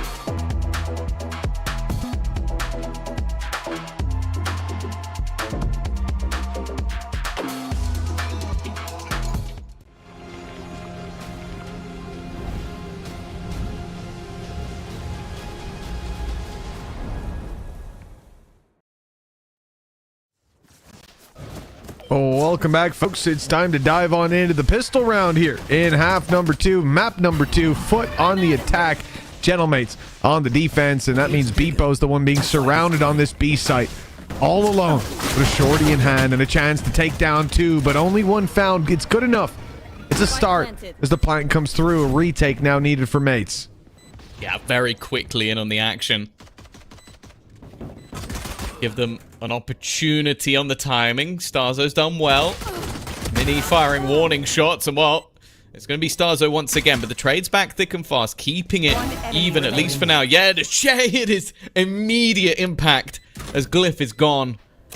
Got you. The only one remaining, the Cam, even going to tag him up. He's got to take out that pin. He can't give them the information of when or not he's tapping that. Martin does manage to get it to half, though, and immediately hits the shot. I don't know if Yedishe is going to get there in time. He's not. He thinks he's being baited, but because of how deep his position, it made it too easy to get that defuse, and even an extra orb for Martin. This man is just clinical.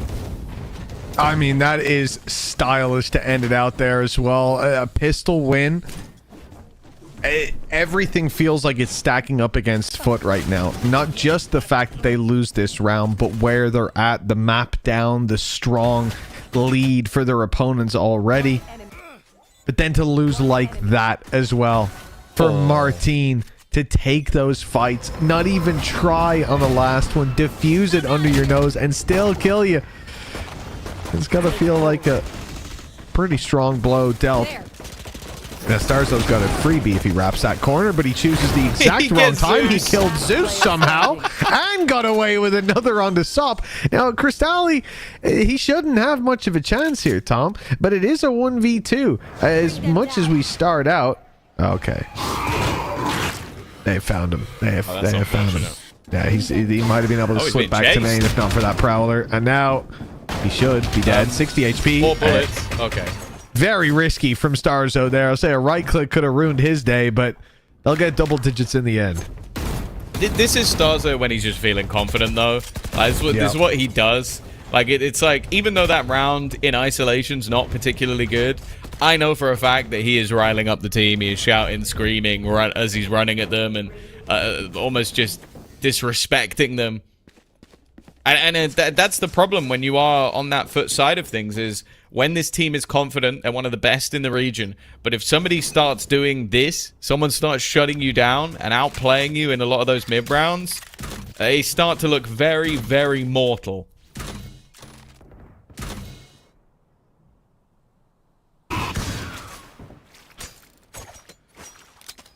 Well, now it does seem like there's going to be a decent amount of disadvantages, even just looking at Starzo's playing with the Sheriff. A nice light buy, and that gives FUT the chance to at least stabilize here. Put 10-5 on the board. 11-4 would just be too many chances for that defensive side to run away with things. Cristalli is in danger, though. That's the spike. Spike down. They've now found it, and they're suspicious of Sociable being here in main. In fact, they're going to run him down. I don't know what just happened to Martin there. He shot the ground, but hey, that looked like an old school spin bot. Maybe that's what he's been doing the whole time. Just shoot the ground and kill off everyone anyway. Well, there you go. He's back right again. What was that, man? Definitely just a fat finger, but you know, it happens. And now back. They are turning the tide. Epo is going to hear the steps, but obviously his teammates alongside him, so a good thing for them is that there's guns to be found.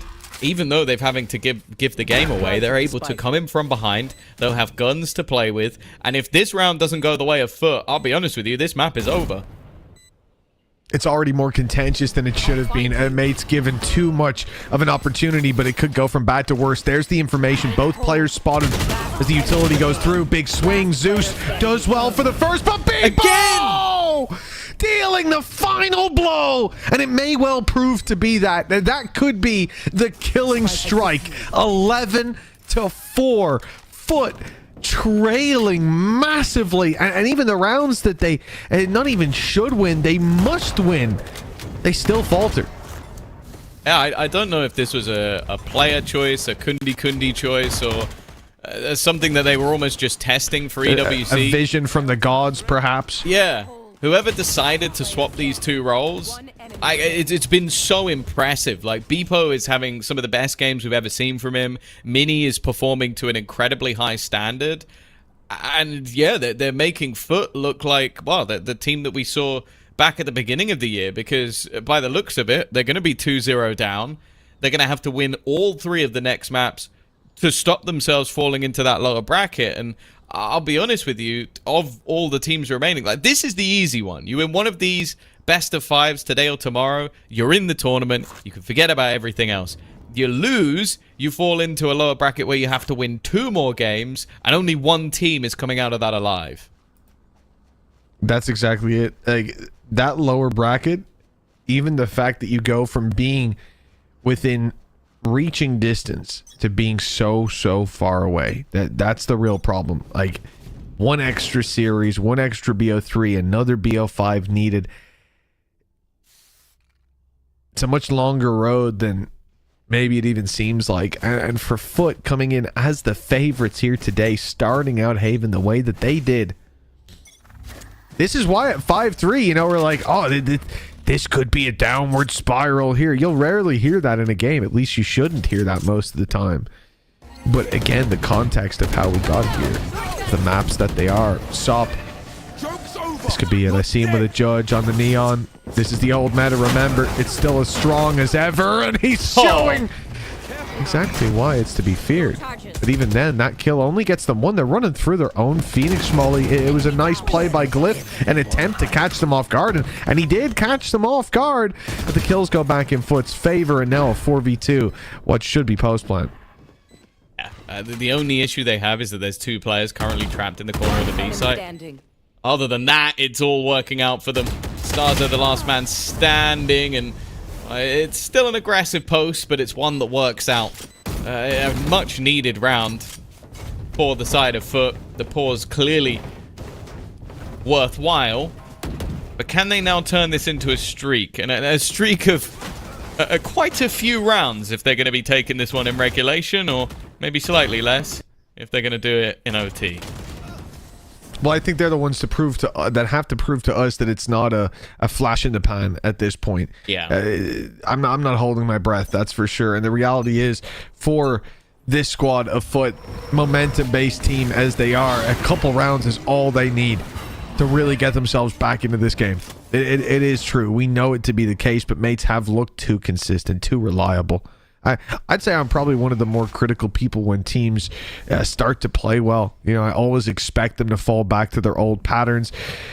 But mates, oh my goodness, this is about to be a blitz straight through that door. The flash, perfect from Martine. 2 well-placed shots after it has kept them in contention. And Glyph does just the same. It's a 2v1. And nowadays, never thought I'd hear myself say this, but a 1v2 for Beepo, I believe. If he can get the first, he can reveal exactly where the second one is. He has his ult, but using it here would give the game away. He's going to do it anyway. Doesn't want to be hunting for those players. I like the idea. Try and reveal him behind the cage. Try and isolate the battles, but unfortunately, he comes up against Yedajay.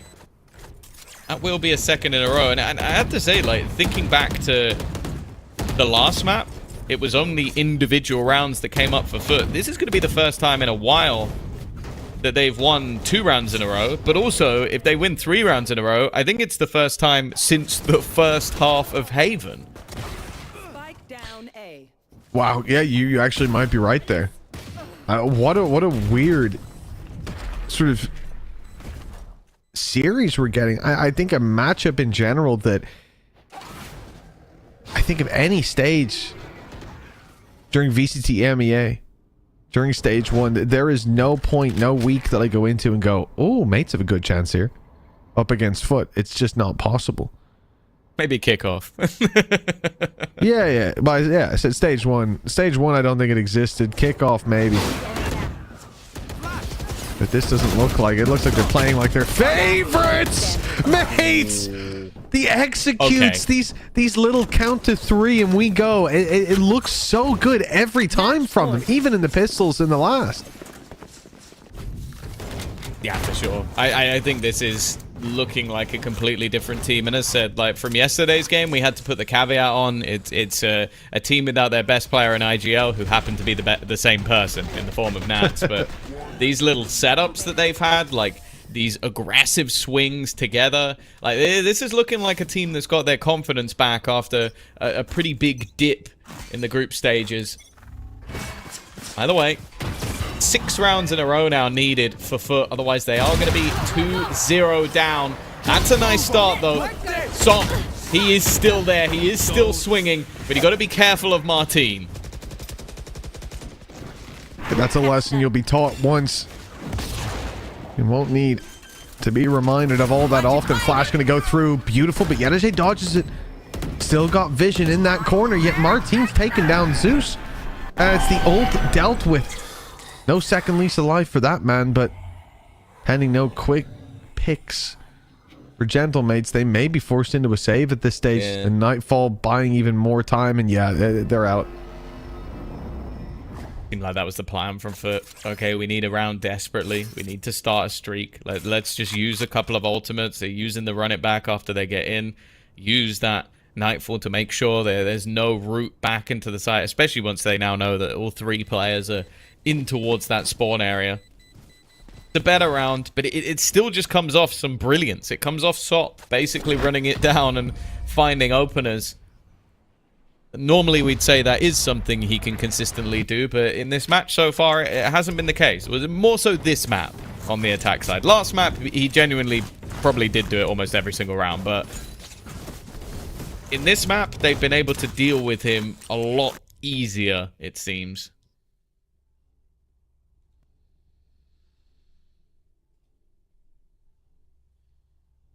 It does feel like a matter of time. 5 rounds in a row is quite the task. And for FUT, they're going to start that climb with a crunch on B, but they're being met at the gates on the north side. Full forces for mate sent there. You could see it was the Neon Phoenix, an attempt to blitz quickly, but they've lost Glyph on the way back to the site, changing up that north side push for a south side fight. Sop waiting, catches Mini, and now Martin with a lot more to do, but they're still going in this direction. Martin's gone up into heaven, doesn't dodge the flash, but still gets away with the kill. He's done a lot, and maybe enough. If Sociable goes down here, this round is in danger. Beepo's actually got god-tier timing, and now he knows it. He's heard those players drop down below, but he's taking his time. They might make it around the corner before he rounds for the fight. No, both will be spotted, but he can't strike. And now a tough decision. Does he go back? Do they gamble on that A site? Looks timing. Like Starzo, the cage is activated by his teammate. But that might also just sell the like why have you've activated it maybe to deny the A site, but it could also be that cross. That's something that has to have been called from the players on FUT. I don't think they'd believe at this point that the site could be completely open. It's been so long since they were putting in, and there you go. Yedajay is diligent, and now they're going to force Starzo into an incredibly awkward angle. Only one spot he can hold from. Manages to make it back to the site. He's buying a lot of time, but Beepo's still so far away. A post plant is inevitable, especially now they know where he is, and Sociable will recover the round. 3 kills for him, the IGL leading by example. But can they turn this into an even bigger streak? 4 more in a row needed. A timeout for mates as well, realizing that their opponents are starting to believe somewhat, starting to find a way back in, and so it's time to hit the big red button. Now, I do think a lot of that conversation, maybe around that early fight that we saw mates try to take, they looked for north side control. Again, you have your Neon, you have your Phoenix ready to battle there, and went scurrying back to the B site, ended up getting picked off in the cross back as well, losing Glyph, who obviously is a huge part of that delay. And it felt like there was just that little counter call mid-round, that cancellation. I wonder if they'll be refining a more all-in early aggression play, because it does feel like in a lot of those moments where mates have put their numbers in position, especially in A main, and they've said, let's wait for the fight, almost every time that FUT have stepped into that trap, it has been convincingly in favor of mates. Like, that burst aggression works so well for them with this comp. Well, all they need is one more trap to succeed. The weaponry stinks. It's not great. You've got the ultimate for Mini, but you've also got the same for Sop. What has been a close back and forth game is one that sure mates will want to make sure is 2-0. Even that wouldn't guarantee the best of 5 series, but it would set them up wonderfully, just needing one of the next 3 maps. The trap in place once again, but the weaponry just not fair in its manner. Mini also now using his weapon. I will say that at least one coming up for Starzo, but they'd need to really put the pressure onto Sop, and that is what they're going to try and do. I like the idea. Try and get rid of him, but he is still just waiting around, and Mini at least has been able to claim a gun. Mini with a rifle, and he's back in A main, ready for them to drop out. Well, yeah, no element of surprise for Beepo, so he should be dead, although good damage done. It will be around for FUT, and after the pause from mates, still success for the attacking side. 3 players alive, 3 rounds in a row. A much more manageable goal now for this attacking side. This now becomes an opportunity for redemption for them. Instead of survival, they get to switch from survive to thrive. And I think that momentum that we've spoken about, so much for FUT that they had definitely lost. This may be the first moment that I actually believe they've recaptured it. Yeah, and it's that attack side momentum again. It seems to be the case for both sides. It's just like these attack sides have been so much better than the defense. They're on the favored, but can they make it count? Weaponry will be back online now.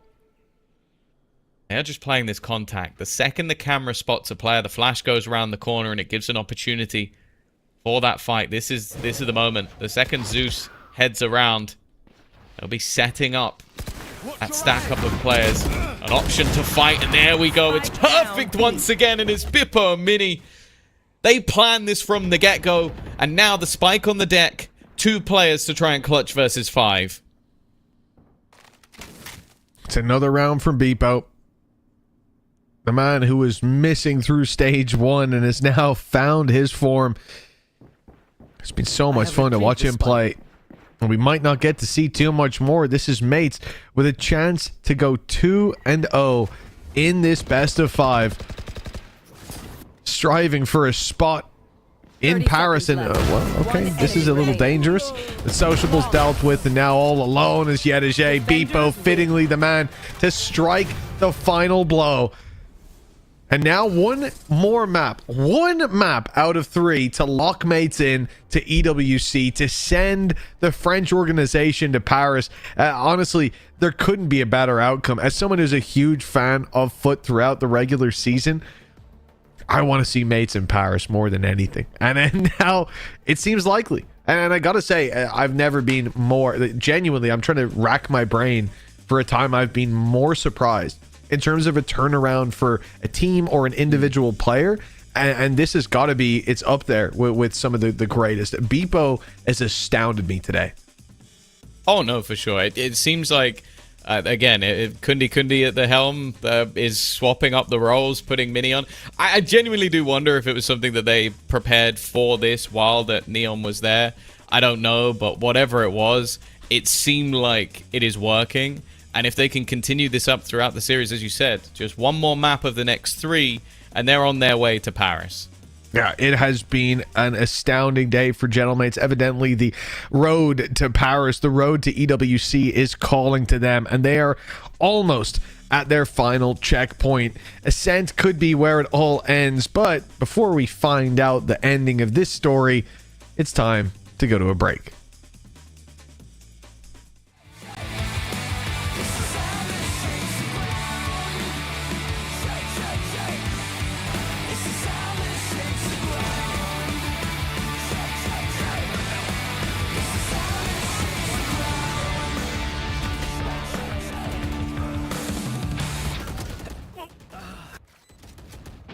One enemy remaining.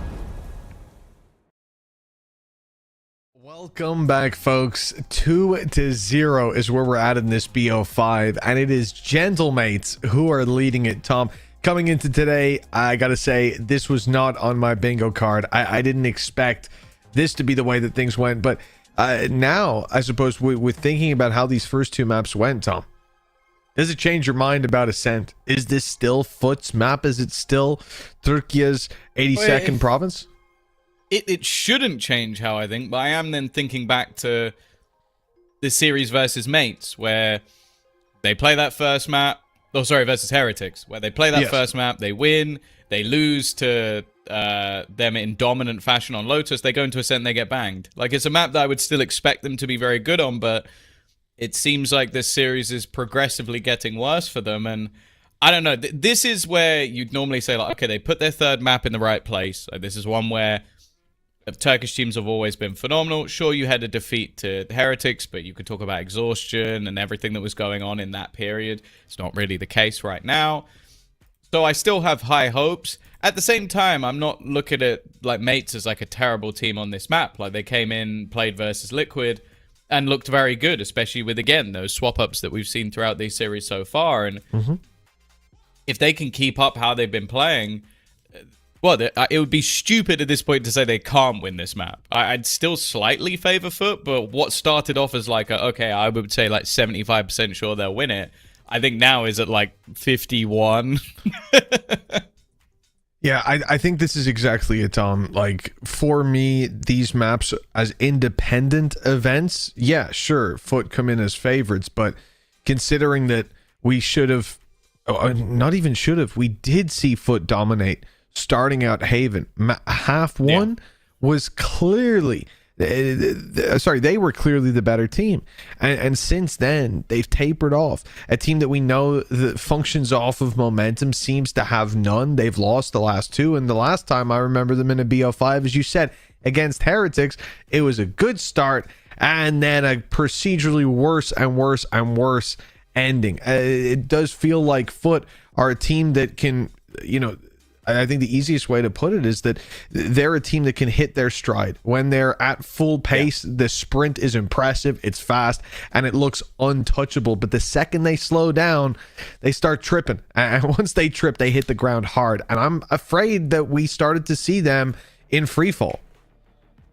Yeah, and you also have to bear in mind for FUT, let's talk overall context of their year. Them losing this game is a nightmare scenario. They win it here, they can immediately switch to practicing the other patch that will be in for Masters. If they don't, then they're still going to be playing in this qualifier next week. So it really would put them in a position where they get a lot less practice for not just this event, but also the other one that they have coming up. So this really is a must-win series. Sure, maybe it will take a bit longer than they would have liked if it goes all the way to 5 and they win. But if they lose here, we've already got, and if you don't want spoilers, mute the stream now. I'm giving you 3 seconds, 2 seconds, 1 second, 0. Na'Vi have already managed to take the victory over Liquid, so they're making that run through that lower bracket. It's not going to get any easier dropping down. There's still some very good teams down there. BBL, Eternal Fire, they're sort of Turkish brothers as well. And for Gentlemates, but this is everything. Like you talk about the excitement of this event going through the roof for them specifically. Of course, EWC has a lot to offer in terms of what you can win, the prize pool, the trophy's pretty cool as well. But now it being in Paris, you know that for them this means so much more than pretty much anything else that's on the line at the moment, because it would be a hometown event. You would get those Mates fans turning up, probably in their masses, and make them potentially a hometown team, depending how KC does, because there might be a couple. We obviously have their game coming up a little bit later on, but yeah, this is going to be a massive couple of maps coming out for Mates, because losing here, it would be painful. If you were to lose from 2-0 up, I don't think they're going to be able to sleep tonight.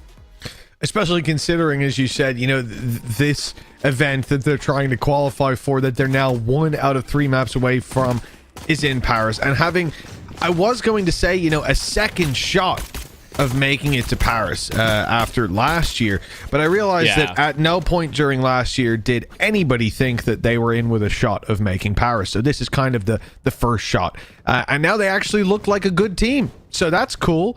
What a time to be alive.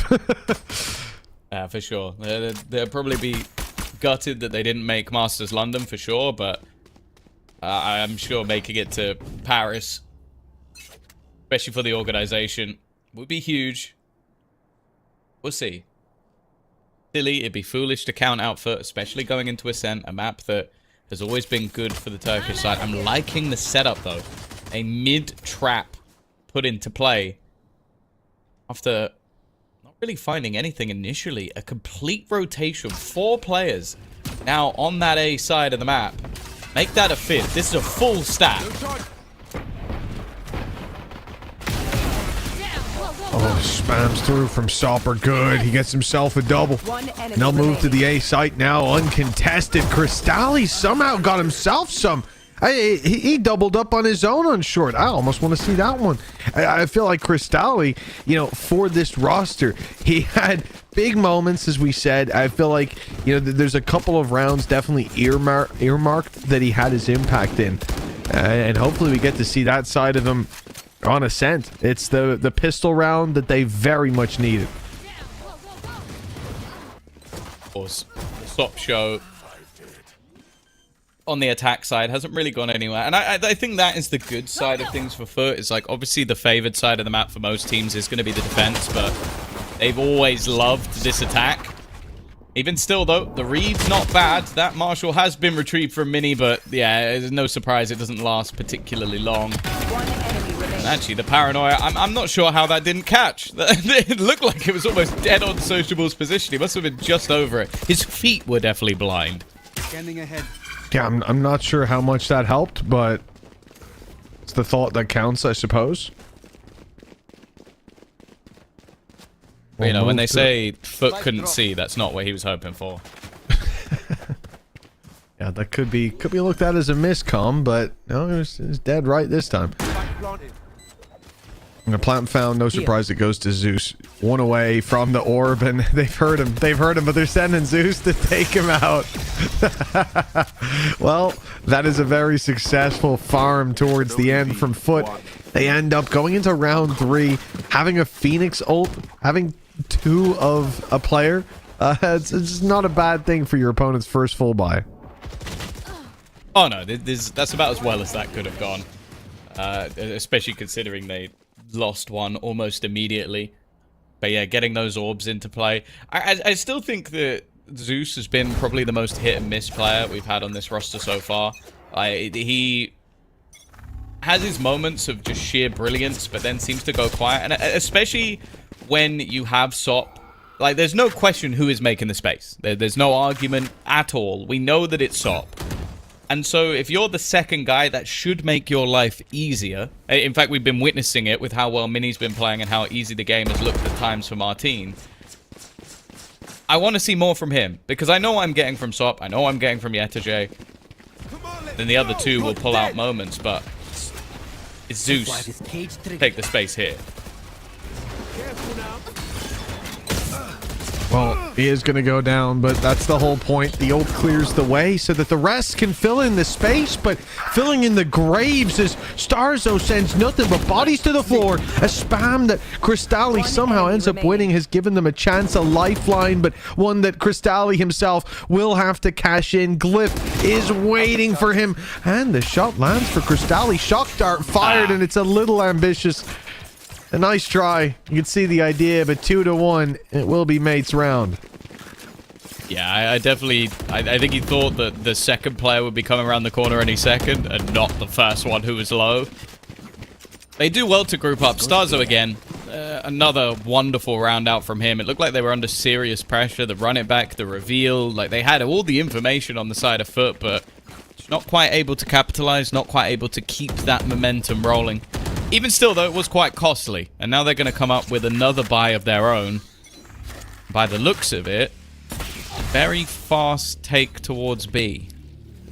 Again.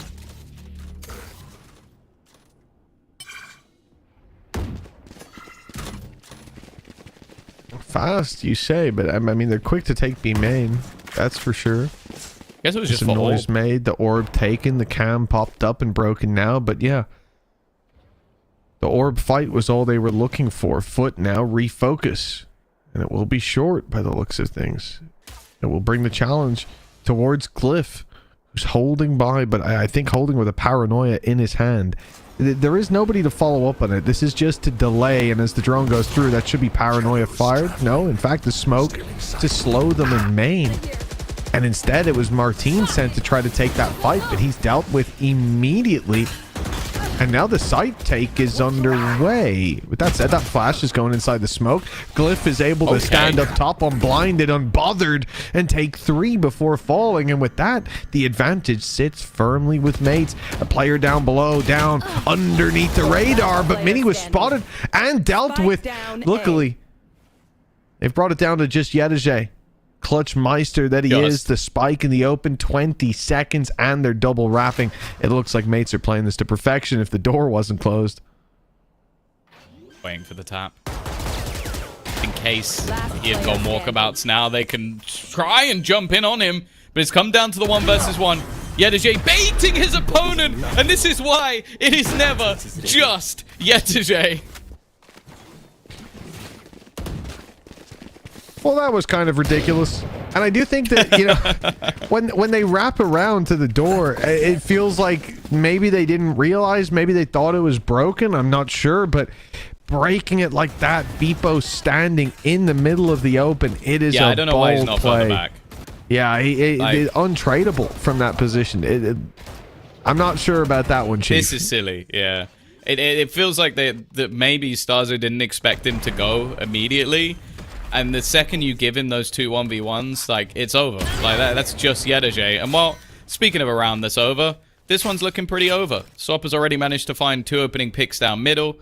What should have been an equalization of the scoreline, a hugely damaging round economically for FUT, has now put them firmly in the driver's seat. And as I said, like, this is kind of what they need. A round or 2 like that. Whether they're all hanging out together or whether they're playing this one separately online, they would have heard Yedajay's roar after that round. And that always seems to be enough to just get this team right back to smooth sailing.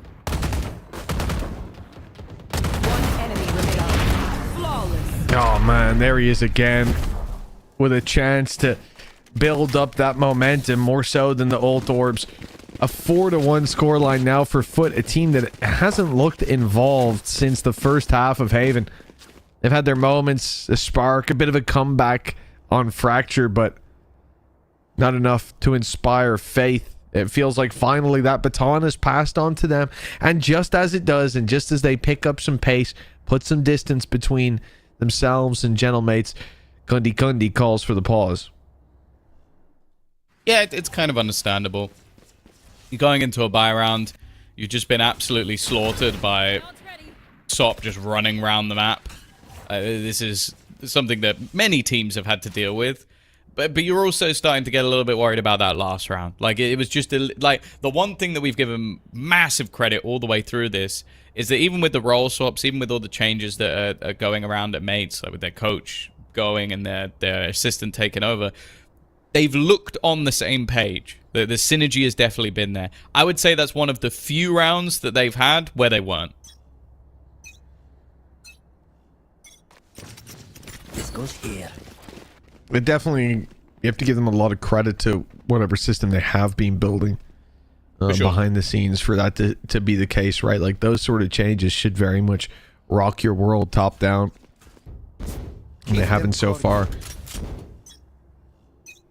But one thing that has, looking at this map in particular, being a little bit missing, is our main man, Mini. The jet pickup on the defense, 5 rounds in. I think he's yet to get a kill. That's a very different Mini to what we saw on the previous map, and I think this is his opportunity with the AWP picked up to turn that tide. For now, at least, they're walking right towards him, but the cam is instead going to spot him out. I mean, it doesn't spot him, actually. It gets broken by a Phantom further back, so still the chance for them to be baited in. But we can see they're looking elsewhere. So's the Hunter's Fury, though. Nice tag to start. That's all it's going to get. Yeah, it's a couple of players caught by that, but still a little bit disruptive. We probably would have, especially if you pop it that early. You kind of hope that that comes out with a kill, especially when you know that there's a counter Hunter's Fury still available, which would have been gone if he'd landed that second tag. Still, though, it has made things a little bit more awkward for the side of FUT. Him been spotted by the cam. Are still seemingly going to commit to this direction, and Sop will be the man leading the charge once more. Veto's being spotted. He's in danger. Sop goes through to finish him off, and now three kills handed out to Sop. He's shredding them in the back lines. 12 seconds for that plant to come through, but it is not needed as no defender is left standing. One of my cameras. It's funny because there's a lot about this map that makes me think that Neon shouldn't be as effective. Like a lot of really tight chokes that you need to break through on the attack. We've always said it with like Jet especially. Like it almost feels like almost a suicide case where you're diving in to make space. Sop makes this look so easy. Like he's taking ground in positions where a lot of the time you're going to need a lot of utility. That's why this map feels like it should be harder. Now that those sort of like the recycling of all of those darts and etc. that can help him are gone. But it doesn't matter. He just body checks everyone, jump peeks it, and then just wrecks anybody in his path. Like, there are a few like him.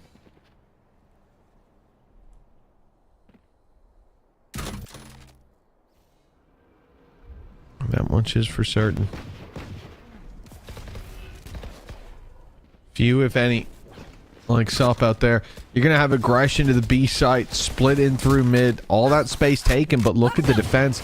Mates know that the hit's coming in here. They've already got two in the spawn, and even on the low buy, these early rotations paying dividends. That TP is heard. He doesn't have spike. I know We can already see that Martin was looking back to the A site. He was wary of Sociable taking the TP, but I mean, he has just been handed a freebie with the spike coming out like that. I guess everything's been working for FUT, so even when they're backed into a corner here, they believe they can come out swinging.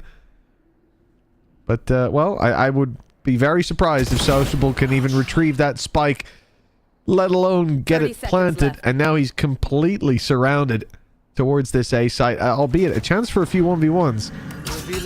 And look at Starzo. The second he's spotted, he just backs out. Yeah, really nice play. A very good round from them. That B site's definitely been a bit more problematic. I feel like Sop's entries onto A short especially have been phenomenal, but yeah, getting through the B choke, even if they don't have the best of weaponry, is always going to be incredibly difficult. I'll say as well, the TP, like I assumed that they realized there was a stack and then you TP with the spike to the other side, and they were stood next to each other, so I guess it was just his hope to try and take space and maybe bait people into a fight versus a player who hasn't rotated. Doesn't work though. It's not the worst ult in the world to waste, so straight back in with the buy, and even a Soperator back in hand once more. Now the Soperator is a dangerous thing, but it doesn't look like any opportunities will be afforded to it for now. Mates looking at A main, finding a little bit of aggression there. The same thing on B, where we see Starzo breaking the trip and just really scrapping for that early space. And I think it's important to do, especially up against the Phoenix, and especially when you have a Phoenix. Those orbs have quite a bit of value to them. And often you're going to get those fights early, right? You're going to get someone creeping up to fight for the space. You swing on them, crunch, get out, man advantage under your belt. But those opportunities not given to mates here. They break a trip and be main, and then it's all just been a waiting game. 50 seconds on the clock, and FUT have been waiting as well. They haven't taken any space. Oh, they're clearly expecting someone to face them, but they've been given nothing. For that, they now have to start making their move. Of course, a team that really doesn't struggle with the pace, but mainly looking at Starzo. His timing off this smoke could be sublime, but they're clearly starting to doubt a little bit. In fact, they've got the read wrong.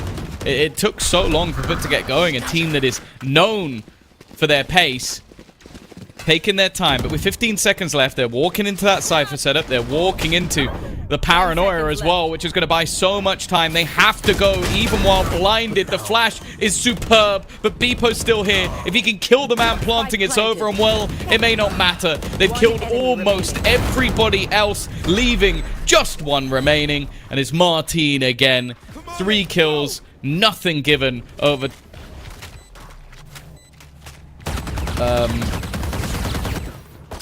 And a fantastic ult as well to get his health back, Tom. He won't have to buy extra health for the next round. Isn't that huge? It's fantastic. But they're not even going to give him the orb? I assume they're weighing out his mistake to let him at least get one of the orbs back. No, they just diffused in his face. In order to be... Right. What, 5 away from a Sova ult, I think? Maybe 4. I think it was 5. I mean, you might as well just give it to the Phoenix, surely. That's wild. Okay, it's 4 away, but still. Well, yeah, he's 4 now, but yeah, that was definitely a peculiar mistake. I think I'd rather be one orb further, yeah. That's weird. One that's going to be a little bit irritating. If you're on the mate side, you're not going to get that free capability to retake off the back of Martin, and I'm sure FUT will be quite happy with that one. Yeah, I do find it hard to imagine there's many complaints floating around after that round. Nice little extra trade-off to finish it out. Massive danger removed, 5-3. This was where we were so worried about FUT in the previous map, and it proved to be correct. He killed Sop. Sop jumped in the way of the bullet I had. That bullet was definitely meant for Zeus when he flashed.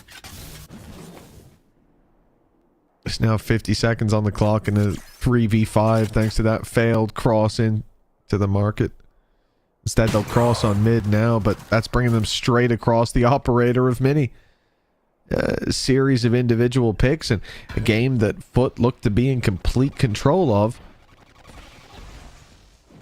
Now that baton is passed yet again. 30 seconds passed over to Gentlemates, who have wind in their sails, who have orbs building up as well. The Phoenix orb picked up towards the end there, and I would be surprised if Martin isn't sent out to try to hunt a few people down.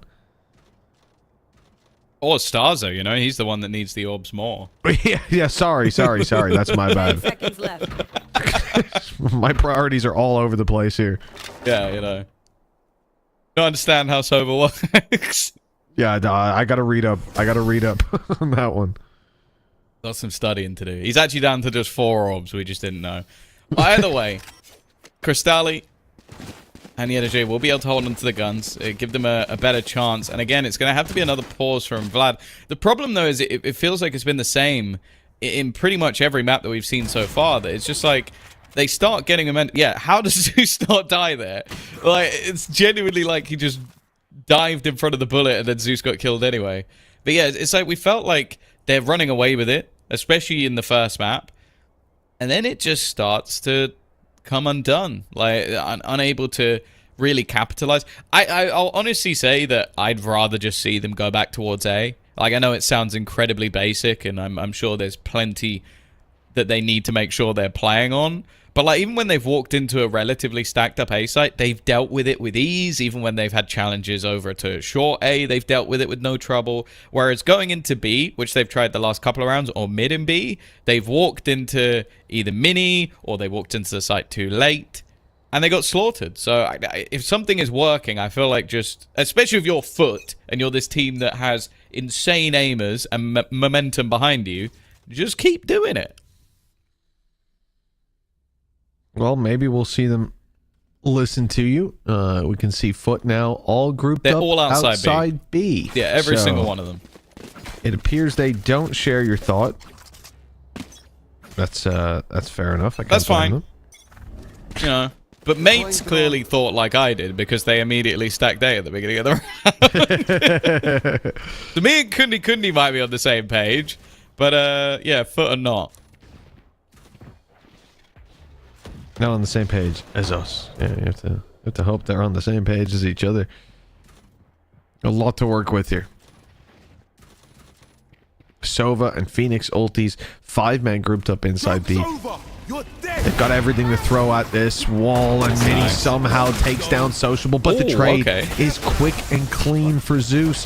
He won't make it all the way deep on the site. Beefo gets a chance to drop some real players, but Sop, he's taking him out so quickly. He secured the site and the plant, a 4v3 now, and they're already retaken. Mates are running in. They're playing so fast, they caught them off guard. But Sop still delivers every time, and the paranoia is perfect. I don't think it caught Crystalli. I think he can move out of the way just in time. Glyph needs the first shot to land. He really needs Sop down. That op is going to be a danger, and now it's the only danger, the final danger to deal with. 3 bullets, and it's enough for Glyph. The comeback keeps on climbing in favor of Mates. And again, it looked like a round that was over, especially after they get those couple of openers into the site. Like, I think Mini did well originally, but they then just managed to close out Beepo with no real problems. But it just falls apart. Like, I love the pacing of the retake, like clearly understanding that, okay, they've got a Hunter's Fury. If we buy them time, if we wait to group up together, we're screwed. But again, it's kind of just like the interplay between the two of them. Like, I understand Crostali's logic of like wanting to get the info. There wasn't really a need to peek. Like, you know the guy has to jump down. You know that your teammate has an operator. It should be the other way around, if anything. Like, if Sop peeks and dies and you have the rifle to trade, that's fine. You doing that, I feel like you sold your teammate down the river. Yeah, mistake perhaps. Certainly seems Tom thinks so. It certainly seems there's been mistakes for FUT so far. 5 rounds on the board, the lead gone. Now we're down to equal footing, and the A site will be the new target. A bit more direct, although slower on short, buying time for them to retreat, for them to set up, for them to rotate into position. Even still, 3 players standing by on A. Down below, an op crouched and waiting, but now that op is surrounded. Now that op needs help, and it's got it. Starzo here to secure every pick that they need. And with that 6 on the board, the lead for Gentlemates, a team that looked like they were getting left behind, have now found themselves leading. This is, again, starting to look very, very worrying. Both of these teams have been better on their attack sides, and I'll be honest, I thought the Ascent would be different. Like, most of the time you see the defensive teams thrive on this map because of how difficult it can be. But I don't know. I like, just with the start that they had, I was like, okay, FUT are going to get like at least like 7 or 8 rounds on this map. Or on this half, sorry. And yeah, it's not happened. Again, a climb back, a pause that's made a difference. Reactions, the operator in, and well, you have the operator on one, the judge on the other, the Hunter's Fury, which is again doing so much damage. See you later. I think that's the half secured. It certainly looks like it. 1 enemy remaining. And so the team that uses momentum more than any, well, more than most, I will say, Careful. could be left in the dust. Yedege fighting for even footing at the half. Fighting for 6 rounds when they should have had that long ago. But this is a man that, when fights like this need to be taken, it's hard to think of anyone else or anyone you'd rather call on.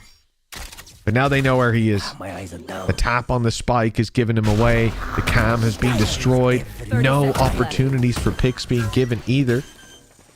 Although he's got the information, what he needs is a fight. What he needs is a mistake to be made by Mates, and they are playing with their food, buying their time. And even though Yedege brings it damn close, in the end, the lead sits with Mates. I can't see. It's always funny watching people play versus someone like him, especially someone who's won like a 1v4 and a 2v5 over the last couple of weeks. You kind of sit there and go like, oh, we've got to play differently because it's Yedege, and it did look like they were just playing that a little bit too scared. Like, I know that there's a world where he just pops all of their heads, and that's why they're doing it. It's not a stupid way to think, but like, that was genuinely so terrifying that it comes down to the last player in a 1v5. Yedege is just too good.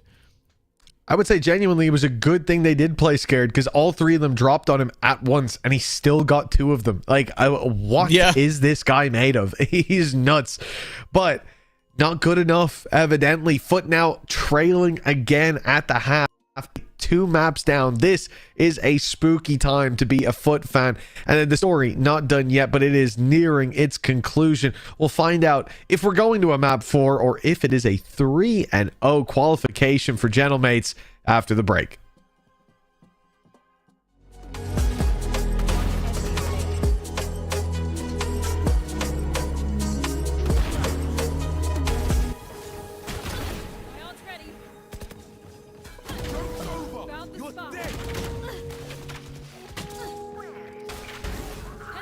Enemy remaining.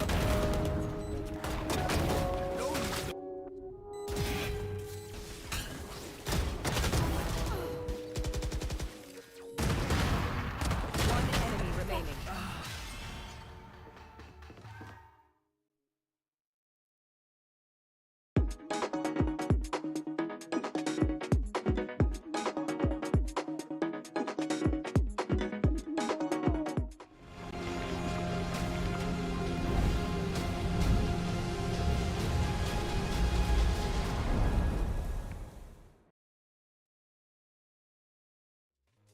And welcome back, folks. It's time to potentially end the day, Tom. We're going into our 6th half, our 3rd map about to finish. And I thought there was a possibility that today would be a blowout, Tom, but this ain't how I thought it was going to go.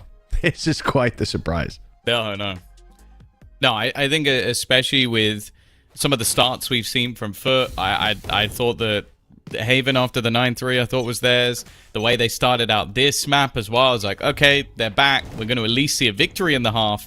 And then every time, mates have just had the resilience to climb back. And now they go into the attack, which, well, out and out, they've been the better side. They managed to win every single one thus far, and in fairly dominant fashion. Great day to be a Gentlemates fan by the looks of it.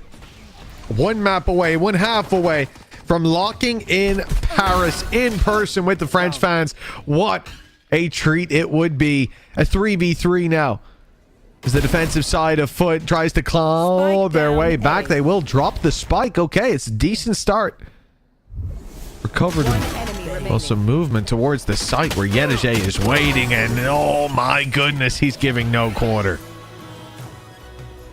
He's still been a very good player for them so far, even though the series hasn't been going their way. He's definitely not the man that you want to be walking into his site. So a pistol round 1, that's at least something for the side of FUT to play with. And as said, like, going into the defensive side, like, you could talk about the opportunities for someone like Sop again, having the sites locked down by Yedige. We know how good that he can be, but I've definitely not been convinced. I think Zeus, the person I highlighted at the top of this map, definitely been struggling. And, well, being realistic, normally the Phoenix struggles even more on the defense.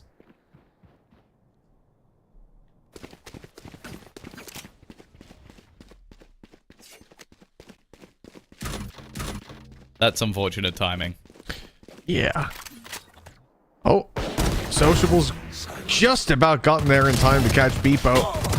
Cristalli as well, doing decent.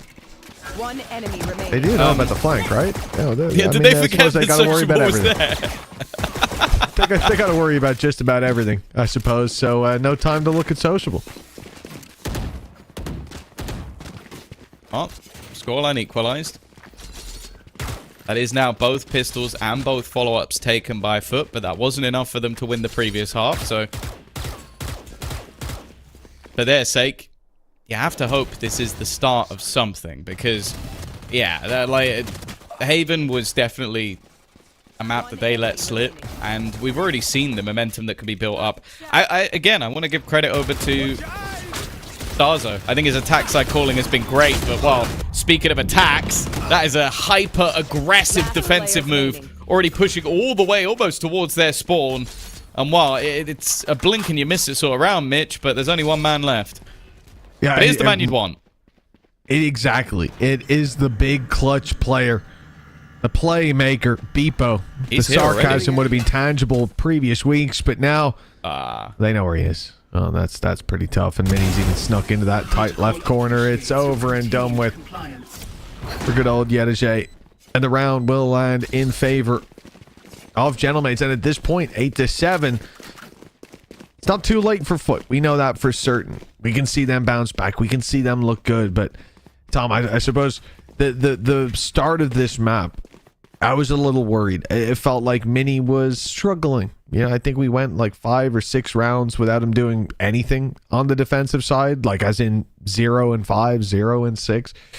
And it's definitely turned around. And that then, when I think about him being on the attack side now, it makes me a little worried because the confidence is back. And the two of these guys going to be running it down, himself and Martin, to take those early duels. They'll be denied that A main control. The smoke even buying that little more time as a gradual shift comes in from FUT to the A side. They might have a lot in position. I do wonder, though, if we're going to see mates actually commit to this. We saw 4 players in main. No space, really, except for what Beepo's holding. And luckily, they do decide to go back, because going blind into A was the wrong move. But stepping into mid here could also be a mistake. Oh, no! Oh, that's the spike as well. That's not good. It's also spotted the rotation, so I don't know if they'll necessarily believe that it's fake as anything. Never mind. It seems like they have fallen for it, leaving just one player on that side of the map. Take flight. Time being bought, though.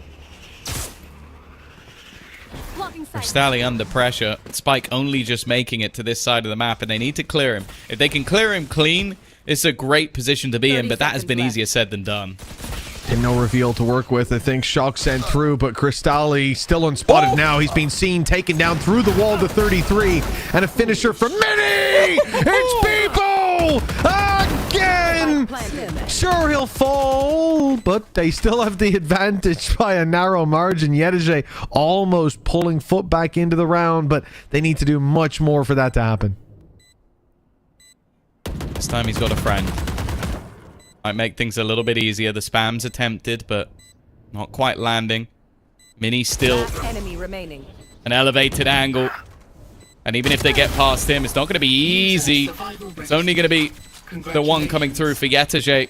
Another victory. Mini with a massive round, but yeah, I'm honestly, I'm a little bit surprised they rotate as heavily towards A as they did, because that kill is like you're watching Glyph try and TP towards the B site with the spike. Yeah.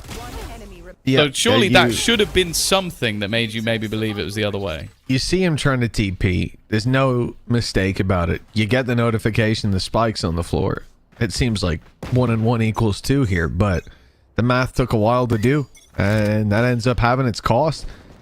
Price tag paid in full, 9-7. Now, mates, again, with that lead extended up to 2, but this map would be the end of the line for FUT as they're sent to the lower bracket and pushed away from that EWC qualification. Again, 1 map away from mates now, 1 series away for FUT, but you drop to that lower, you gotta fight your way, and it looks like a long road awaiting the FUT fall, as it is just sociable, who will not last much longer. Double digits found now by mates who are on the home stretch. So you know something about this round. There was a bit at the beginning where Starzo goes to get the orb, and you could see Martin run over to it to like, hey, whoa, I want the orb. And he's like, no, I'm 1 away, you're 3 away. He leaves him. 1, 2, 3. Oh, I'm online for the next round. It's just like, it's like it was perfectly planned. Other than the fact that Starzo then gets a kill that would have got him his ult anyway. In fact, neither of them needed the orb, but that was literally, if you were the coach writing down like, oh, it'd be really good if like Martin could get 3 orbs, Starzo could get 1, and then we have both ults for the next round and we don't need to use either of them. That would be fantastic. Well, that's exactly what happened. A timeout from FUT afterwards, as I think they realize that it is now crunch time. they've come in here, and no doubt, you know, you lose after Haven's first half being so favored, losing that, it's got to be a heavy blow. And then Fracture, you go into, it's your opponent's map pick, and it's close, you know, it's fine. You're still in the game, and that's the thing. Both of those map losses, there's still so much more game to be played, but now you start to see the light at the end of the tunnel. And the problem is there's someone who's a lot closer to it. It's got capacity for one. You're going to be left behind in the cold dark. 3 rounds and a lot of ultimates on both sides. They're coming in with 4 to play with, mostly high value ones as well. This is a powder keg of a round.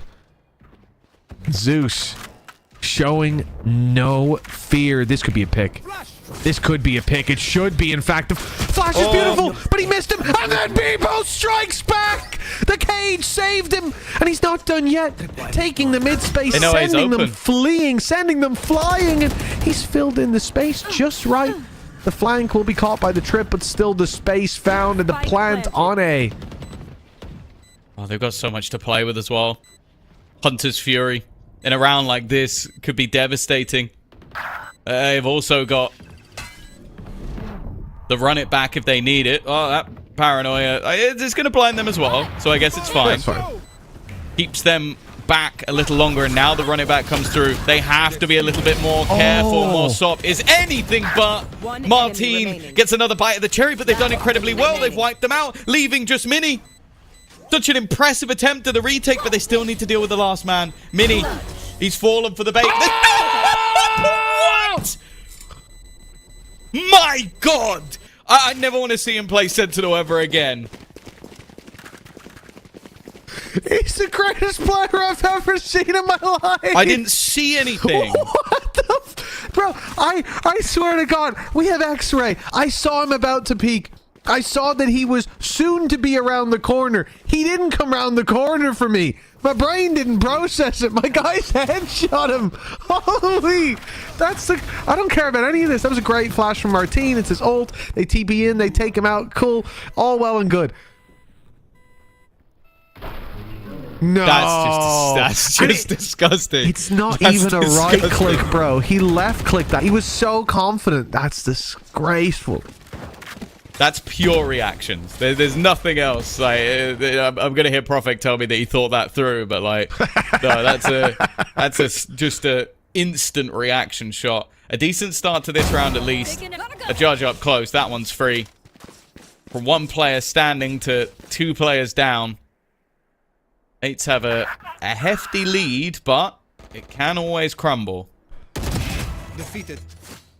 Sociable was low there as well. It's honestly worth trading him out just for the information. And now with the spike down, thanks to a little more information, this one's done. It's a learning opportunity for mates going towards the B site. Okay, it should just be a learning opportunity. I'm still going to treat it like that. It was the different cipher setup that they run into there, just waiting for the market walkout and that more passive trap that avoids the initial shock dart that normally comes in B main and instead catches you as you go towards the switch. Why is Starzo almost winning this? Thank God someone's put him to bed. It's 11-8. And for FUT, that is again a lifeline of a round. I've said that before, but each time they've ended up being left behind anyways. This has to be where they catch up. Yeah, it's felt like when they're in the lead, no lead is big enough. And when their opponents are in the lead, there's no catching them. Like, it has been 2 very different teams since map 1 ended. And we've sort of been waiting for FUT to get back to that form that took them to Masters London. Because this is still the meta. We're still in that same threshold of them being one of the masters of Neon. Cristalli's almost dead immediately, by the way. He's been caught out by a player TPing up top, which, I'll be honest with you, has been a play for about 5 years. Yeah, it's not something that should be news to people. Nicely done by Zeus. He waits out the spams too. Oh, maybe he doesn't wait out long enough. There was a lot more spams than he was ready for. Now they've seen him. Now there's even more coming. Dear. Oh, he's dead to rights. A brilliant pickup by Martin. It looked like an attempt to try to fight back through. The paranoia sent in. Nothing to be followed up on, though.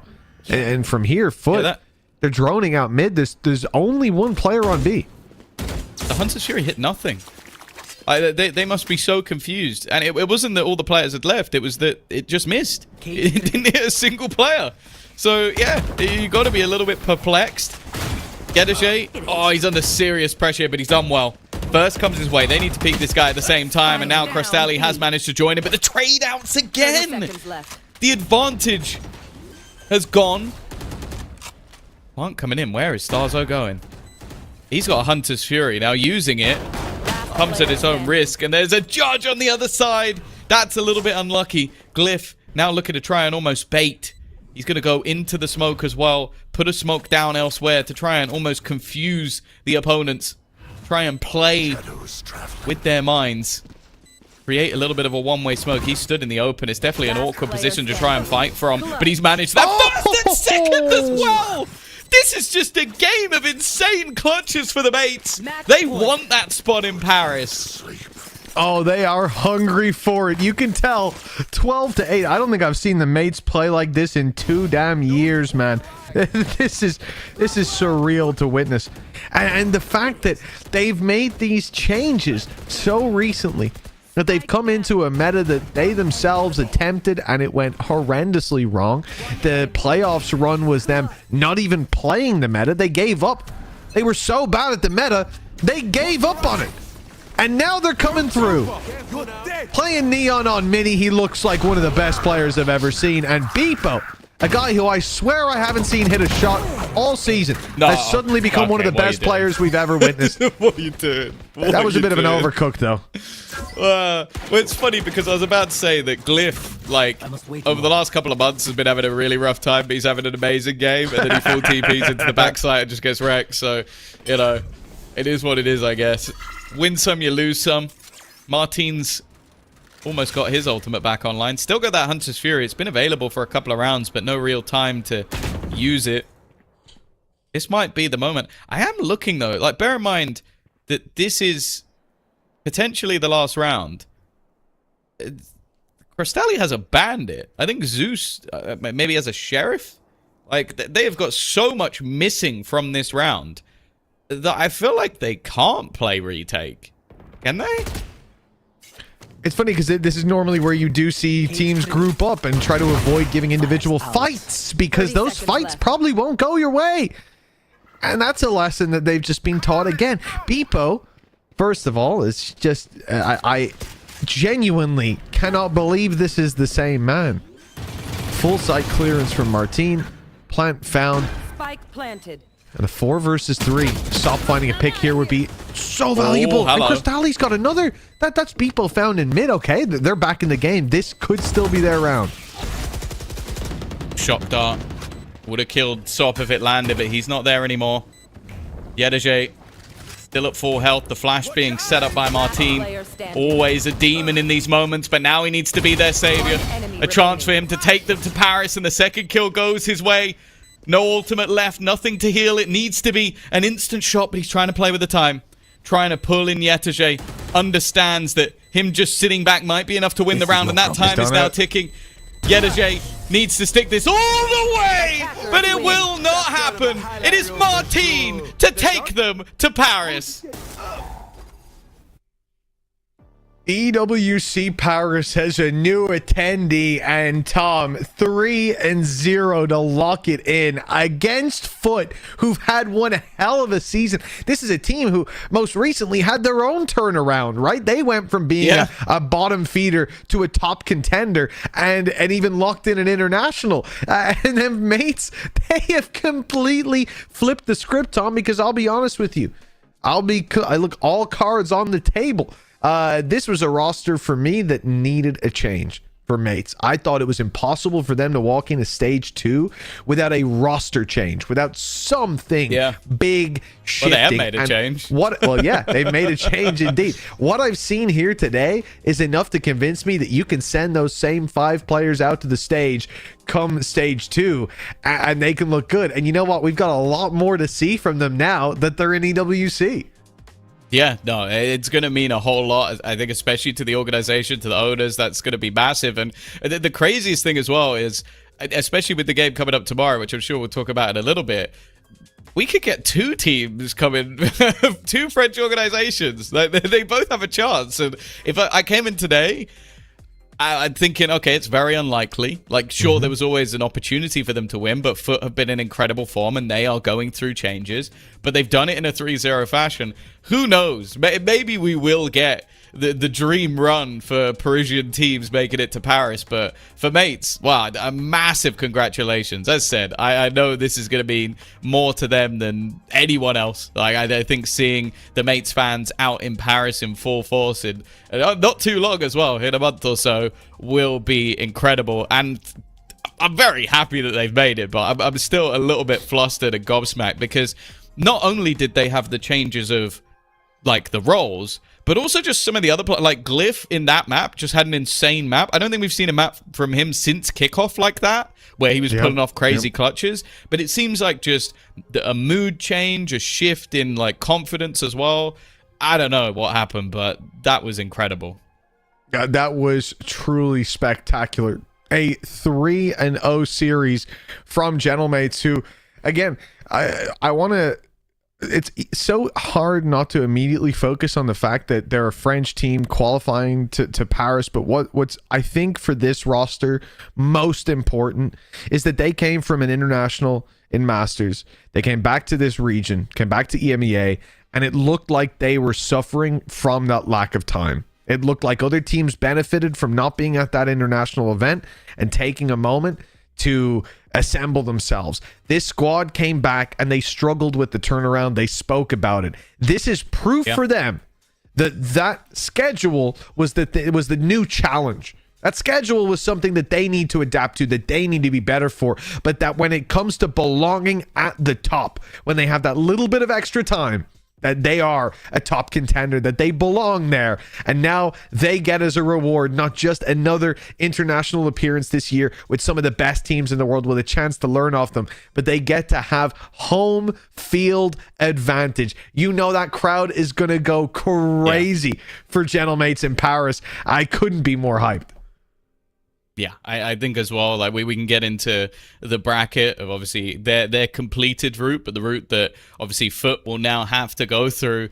It's happened again. We've got a Turkish side in the bracket and a non-Turkish side. BBL, Eternal Fire, and FUT. One of them has the opportunity to make it if they can get through the teams on the other side. And of course, coming up tomorrow, we will have off-stream BBL versus Eternal Fire, and then on-stream Fnatic versus KC. So a chance for Fnatic, obviously the finalist at last year's EWC, to try and have that retribution and make it back there once again. And for Carmine Corps is going to be even bigger sort of odds on the scale, because if they win, then we will have a third French organization out of 4. It would be madness to see that happen, but hey, after today, I believe it's possible.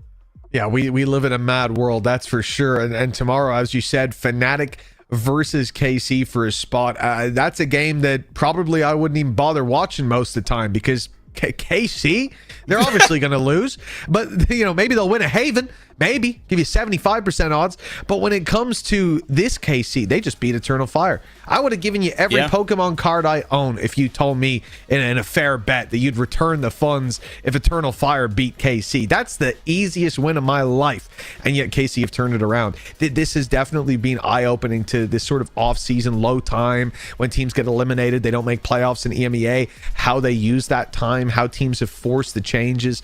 And again, we're not even in new meta. So I find it even more impressive that they make that turnaround towards the end of it. It has been I don't even know how to describe this day, Tom. A surprise, a shock to the system. It's been an unusual day. It's been quick. Yes, speedy, expedited, best of 5, and the BO3s go longer. Yeah, but it's over. That's the thing. Today, we have our first winner. We've had Gentlemates. They've made it through, but we still have another team that will be making it through tomorrow. So make sure to join us. Make sure to follow everything on socials so that you can keep up. And we will see you back tomorrow for more of the EWC Qualifier. Through Mates looking to really hammer this one home. The spikes. Now at least Yedijay's been able to completely avoid. They could get some position. That would be great. Problem is, guess who's all coming into some again.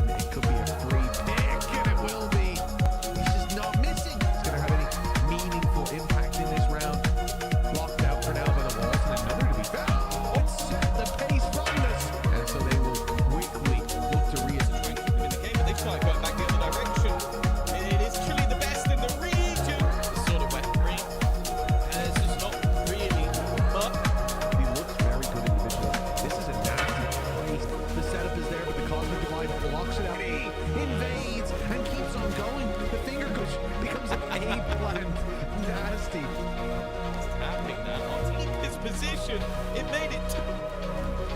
This doesn't look like it. Looks like they're playing